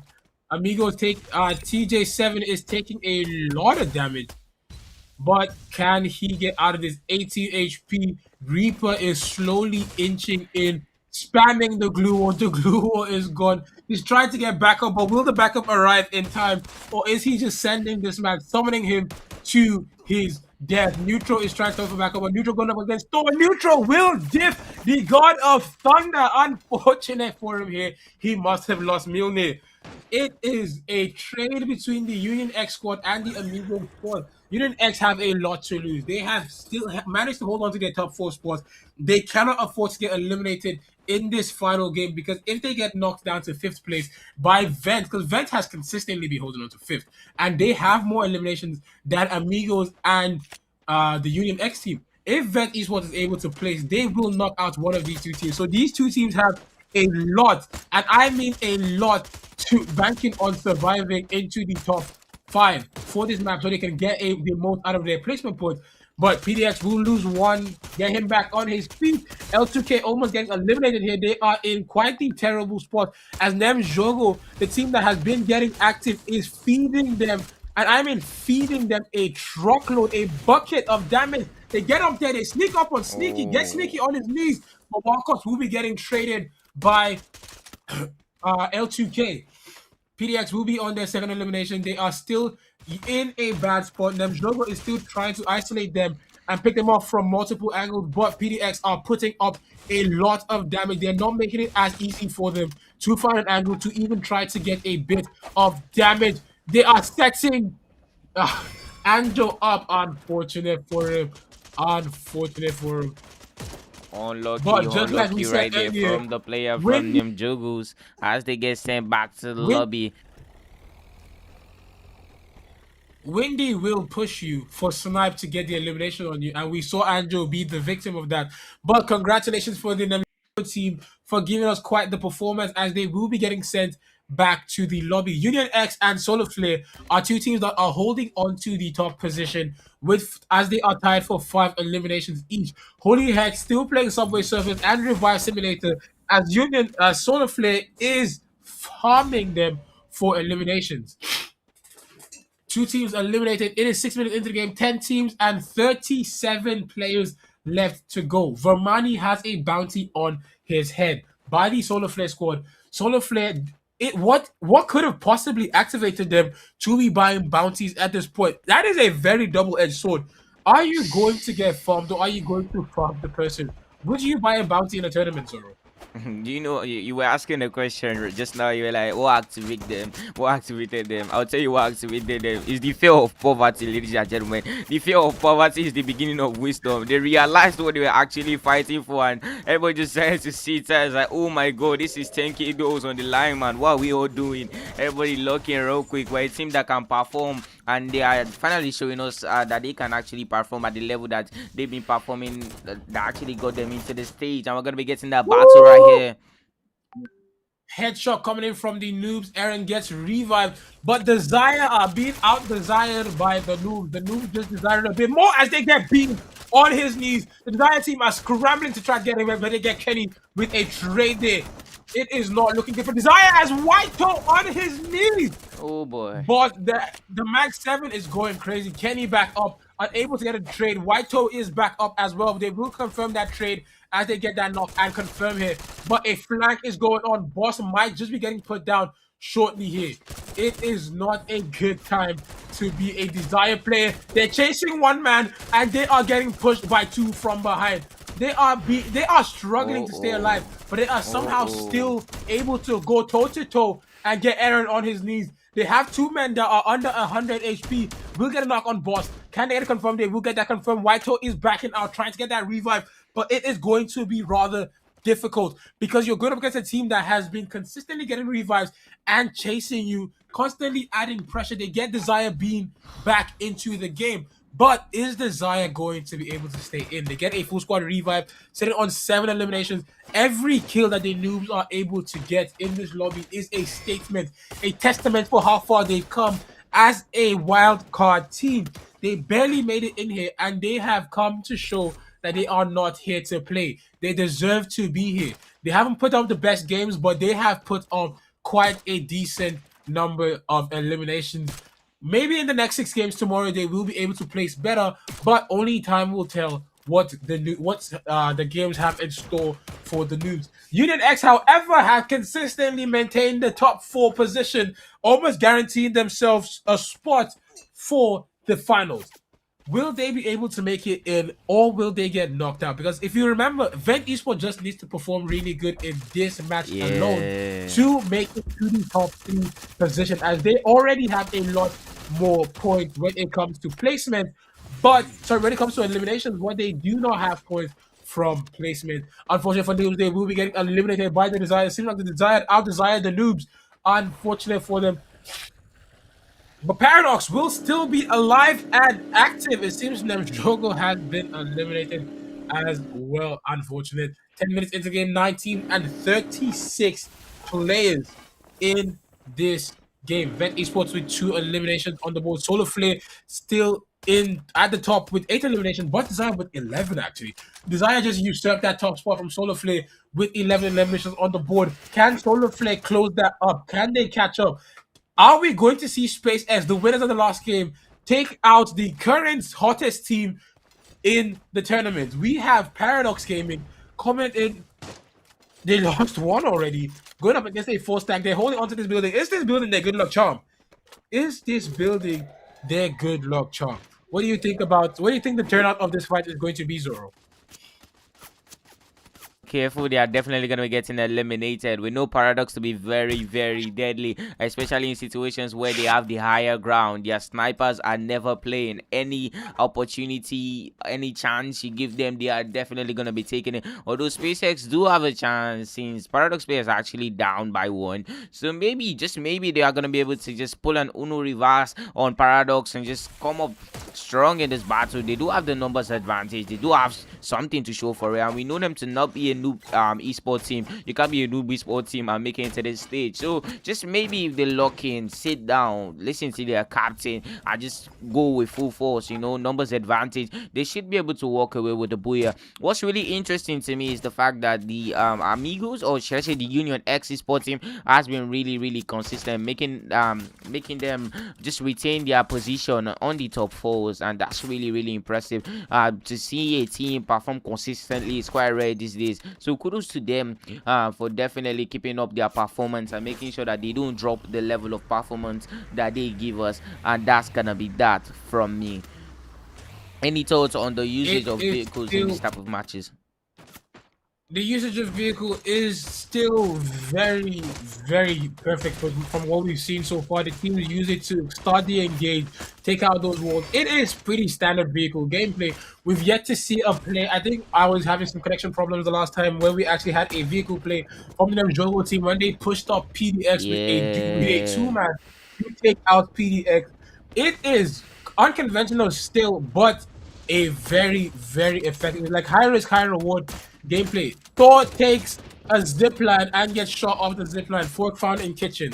It was quite a decision to take the zipline, especially going up against a team that is known to hit their shots. Like, they have a man that don't miss. He just don't miss. And you take a zipline that puts you on a straight line. That's crazy. But Desire are still your kill leaders with 11 eliminations on the board. Can they pick up a second elimination, or will they get an eliminated? Vent needs to perform well in just this game. But the Amigos seem to want to cut their dreams short as they are doing damage and send them back to the lobby for 6th place. HOLYHEX will be placing 5th. Unfortunate for them there.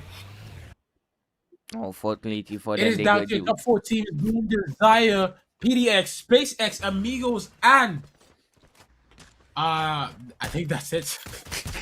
What was I preparing for 5? Yeah, it's only 4 teams. It's only but 4 Amigos will be holding onto the top spot. They will be holding onto the high ground. Desire really want a victory under their belt. They really want to go into that top 3 position, maybe even top 4, as they are currently sitting on 14 points in KP, and they are going to keep going. My goodness, they're not slowing down. They are going absolutely crazy on this performance. Amigos with 8 eliminations, holding on to the high ground, but the danger zone might pose a bit of a threat here if it decides to hit one of their spots. Now, Paradox Gaming are having what is arguably the worst spot because they do not have a means of rotation.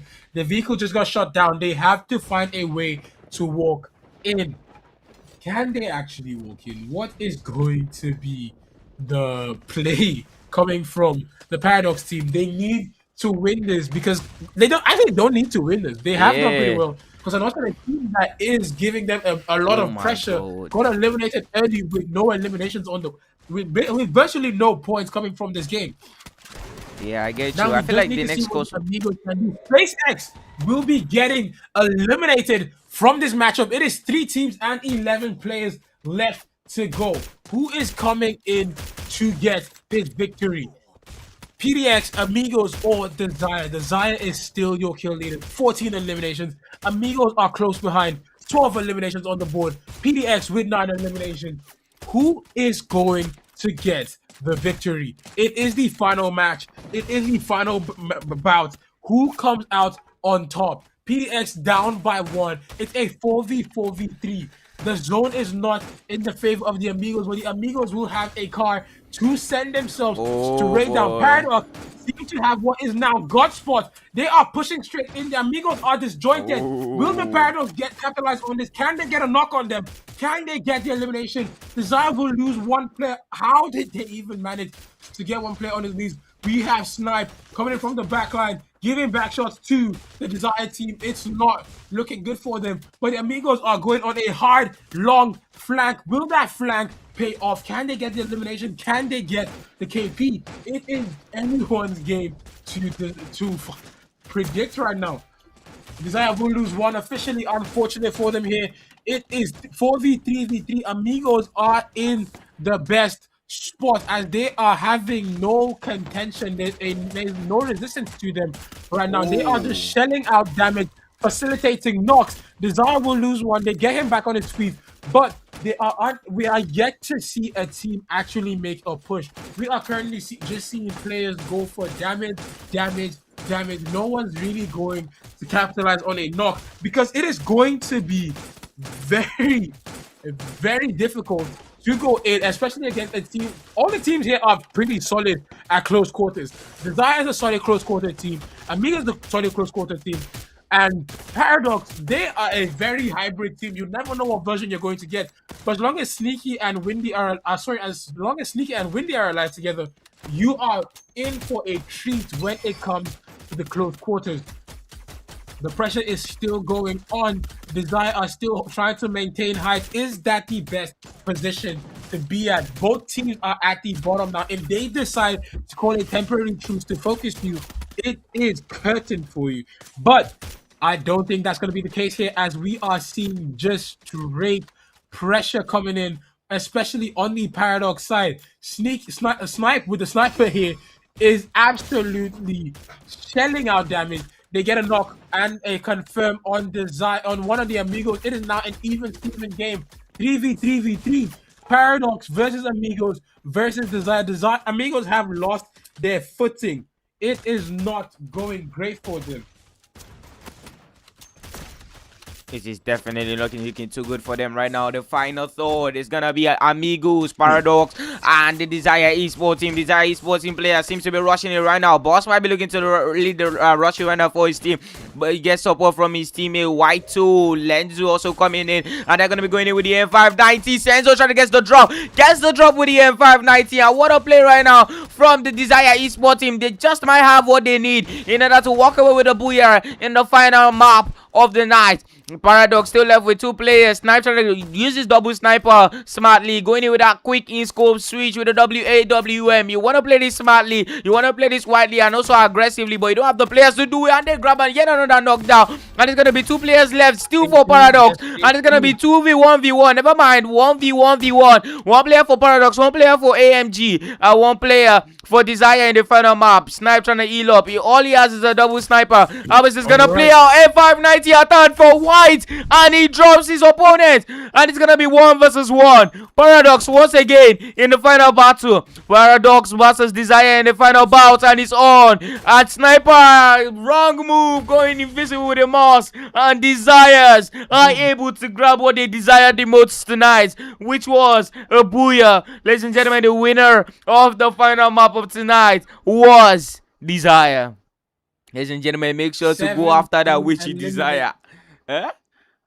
17 eliminations on the board for Desire to bag the final win for today's game is absolutely phenomenal. Paradox almost had the chance to get a win, the chance to run a three-peat in the knockout stages of the biggest league we've yet to see come from Free Fire in Africa right now. It is arguably the biggest stage we can get, but it is phenomenal to see these players give us their best with each game. Solo Flare coming in, getting active. Nemjogo coming in, getting active.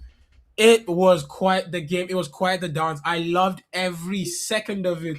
But we are at the final dance. We are done with the final dance, actually. And this seemed to be the point where we will be saying goodnight. But before we do, we will check with production if we can see the final leaderboard and let everyone know where everyone stands going into tomorrow's games.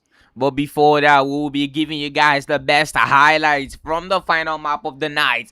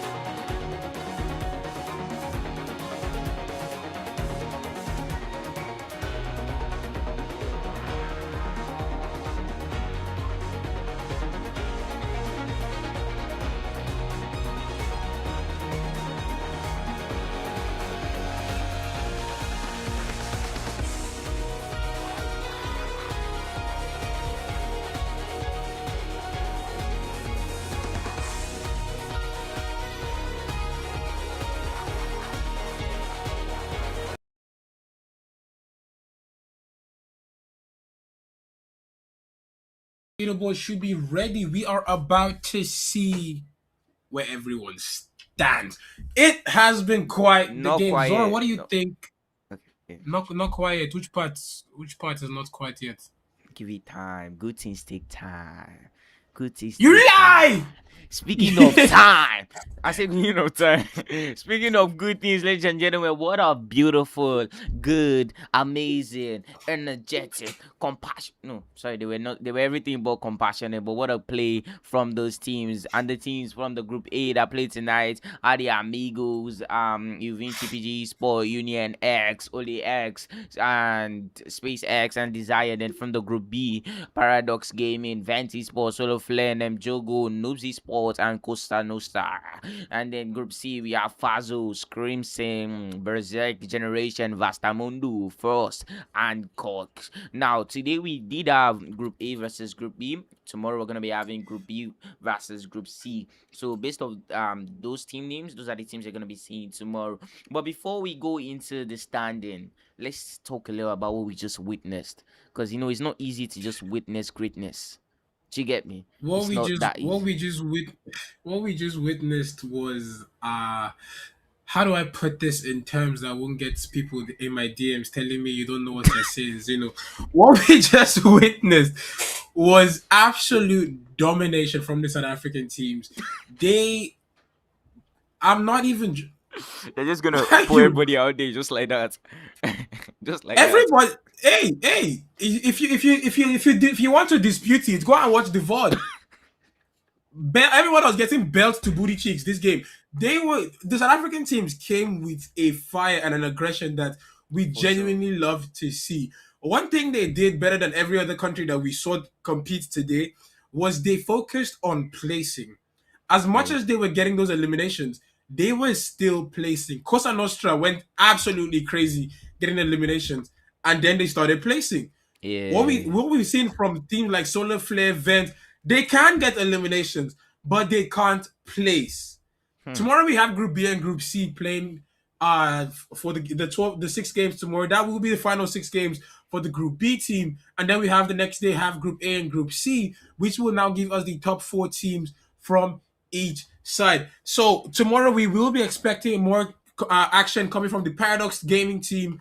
We have Vent Esports coming in, Solar Flare, Jogo, Noobs Esports, and Cosa Nostra. But we are going to meet fresh faces as we have Fazo X from Group C, Crimson Myth, Berserk, production, Vasomundo too. We got Vastomundo and KOCC. But if you do realize, if you looked at the brief we got earlier before we started the stream here, from the stats, tomorrow we're having 2 wildcard teams competing against each other. Crazy. KOCC and the Noobs. Both teams that placed 5th, that were good enough for 5th place to get added into the finals as a wildcard, are going to be competing in the same lobby tomorrow. Every kill they get there is important. For the Noobs, they need the best performance they can ever perform, because this is your final 6 games. Vent Esports need to lock in. Paradox needs to keep doing exactly what they're doing right now. Them Jogo needs to keep doing what they started doing in the second half of the games. From the Group B teams, you've played 6 games today. You know where you are lacking. You know what you need to work on. You've heard the commentators. If your team does VOD reviews, which I believe the pro teams do, that's the difference between a pro team and a non-pro team. By the way, watching the stream back. No, I'm being serious. Yeah. Watching streamers improves your gameplay. Watching esports improves your gameplay a lot. As a team, watching the stream that you played improves your gameplay even more, especially if you lose on that stream. Because you see, how did we get pushed? Who was the weak link? How could we get better? These are questions your coach is meant to bring to the table every time. If you don't do VOD reviews and you start doing it after this stream, and this is not free advice, royalties will be sent to your manager. How long? How long, ladies and gentlemen? But jokes apart, man, a lot needs to be done from most of these teams in order to just secure their slot into that final. This is not the time for the team that is number one to relent. This is the time for everybody to stay consistent and just work very, very hard towards their goal, which is making it into the final in order to secure, even if it's even if it's the $100 bag, you just have to secure something for your team. Do you say little? Must you expose me? Must you expose me? Press Yo, me national on $100 television right now. Don't expose me now. But For it guys. is still quite a W to see these teams come this far, especially because I was there when most of being an old player in this game is jarring. I wouldn't even lie to you. Seeing how long since season 0 I was there. Every update this game I've get, I was in the forefront. OG, relax. So Relax. I was listen. I was very good friends with Ragnar when I still play consistently. I'm glad to see he's made I it was up to there this too, point. guys. I was there too. I was there when the PDX players were known as Dream Crushers because I remember a lot of their names. Like these are names that even you two didn't know. You didn't know all this one, but I was there. I'm active. But it is so great seeing how far the SSA region has become. Even when we got merged with Mina and we thought, oh, this could be the end of it because our verified players back then didn't have the same numbers as the Mina verified players. But we are still able to show that we are strong players. And now we have our own qualifiers to go all the way to the EWC. Can you guys make it? Remember, if you make it, you're not representing South Africa. You're not representing Nigeria. You're not representing Mozambique. You're not representing Cape Verde. You're representing the entirety of Africa because you will be the first African team to go up there. Can you do it? It's not just about winning here and talking in the group chat. It's about when you win here and you get the pro badges or you get the money. It's not the money that you're after. It's making a name for yourself and stamping yourself Pause. It's not about the money. It's not the money. For real? If we're being honest, if we're being honest, yeah, playing pro scene is not the money you're after. For nobody, you could be on the losing team, but the fact that you are a good player, a sponsor from a winning team will pick you up. You are not playing for the money. You are not playing. The money is nice. The money is a nice plus. For sure. But what you are playing for is stamping your existence, making your mark on the esports scene. When they see you in rank, they're like, "Hey, guys, we're going back to lobby. This one is a pro." Do you see the difference now? So the mentality you approach the game with definitely is what sets you apart from everyone else. And I love to see that Paradox is coming with the mentality of we want the money, yes, but we also want to go represent Africa on the international put them stage, on the map. on the big stage. Exactly. So I think the leaderboard should be here shortly now, and we will get to see the top standings where everyone stands. Yeah. What are your guesses for the top 4? I'm saying Paradox. Maybe listen. Costa Nostra. The top four teams, yeah. Yeah. It don't matter between you and me. Top 4 teams don't matter. What matters are the teams that went to shop to game. Because if you went to shop to game before the team, it boosts your chances. It makes you a better player. Why would you say, "Oh, I'm going to"? Somebody DMs me on WhatsApp and says, "Oh, I sell diamonds at a cheaper price," and I reply, "Are you cheaper than shop to game though?" They are probably selling to you from shop to game. Do not forget to check out shop to game as we go look at the final standings to see what the top 4 teams will be. It is honestly going to be I don't even want to make predictions. I don't want to hear predictions. I just want to see what everyone is because it has been a roller coaster. Every time we see a team at the bottom, on top, you're dropping. Like the table keeps jumping, but who is going to be the top 4? I want to see the predictions. Let us have your predictions in the comment section, guys. I am definitely looking forward to see what you guys have to say. But it has kudos to these players. It has really been a show that they have put on for us tonight. Remember, this is just the first knockout stage too. So yeah, absolutely good stuff from them for just not failing to. It's in. It's in. The It's table is in. Have you seen it? No. Have you seen it? Evolve me. Okay, wait. Evolve me. Guess. Guess. Number 1. Oh. Guess who? Top 4.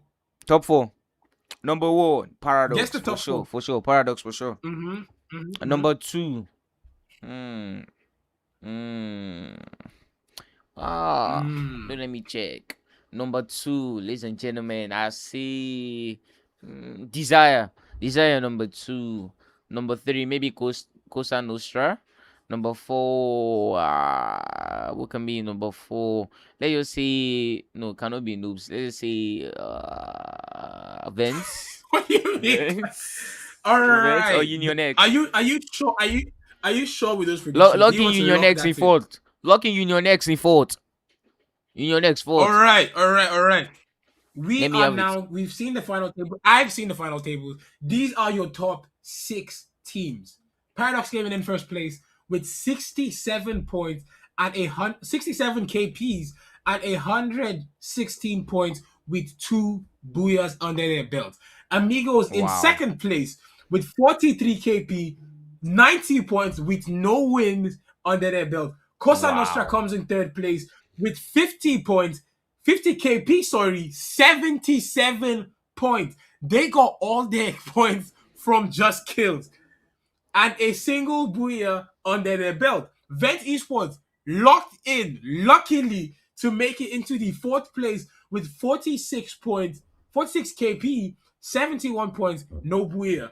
Nem Jogo will come in all the way from 11th to 5th with 43 KP, 71 points, and a single booyah under their belt. Union X in 6th place with 34 points from kills, 68 total points, and 0 booyah under their belt. And absolute chaos. Absolutely phenomenal. Seeing teams like Nemjogo coming from 11th to make top 6, I never would have guessed it. Seeing a team that held on to the top 4 all the way from match 1 till now, placed 6th, never would have guessed it. Amigos came all the way from 8th to end at 2nd, never would have guessed it. And Vent Esports managed to still make it into this thing. Remember, I said they need to perform good in just one game to make it to the top 4, and that they did. But can they keep up for tomorrow's games? Will they be able to go up against these teams tomorrow? They do have a chance to farm more points, though. They do have a chance to farm more points because they are going up against 2 wildcards tomorrow. What do you think is going to be the outcome of that, Zoro? I feel like the wild cards, that's gonna be Noobs and what's the other team? The other wild card. Noobs and KOCC. Yeah, Noobs and KOCC. They definitely would have a lot to prove to the world. Show the world that they are not just here luckily. They are wild cards for a reason. They're gonna play very aggressively for us tomorrow. Noobs, Noobs actually need this point the most if they wanna secure their. Is it even possible for Noobs to make their way into the finals anymore? If we're being realistic, it still is. You never say never. But that will be it from us, ladies and gentlemen. We are at the end of our dance today. You've seen the final leaderboards. You will be hyped for tomorrow's games as Group B will compete yet again. Group C, I'm your host, who is Zeno, joined by the fabulous Zoro. And that's gonna he's still lost, but we'll find him. Thank you so much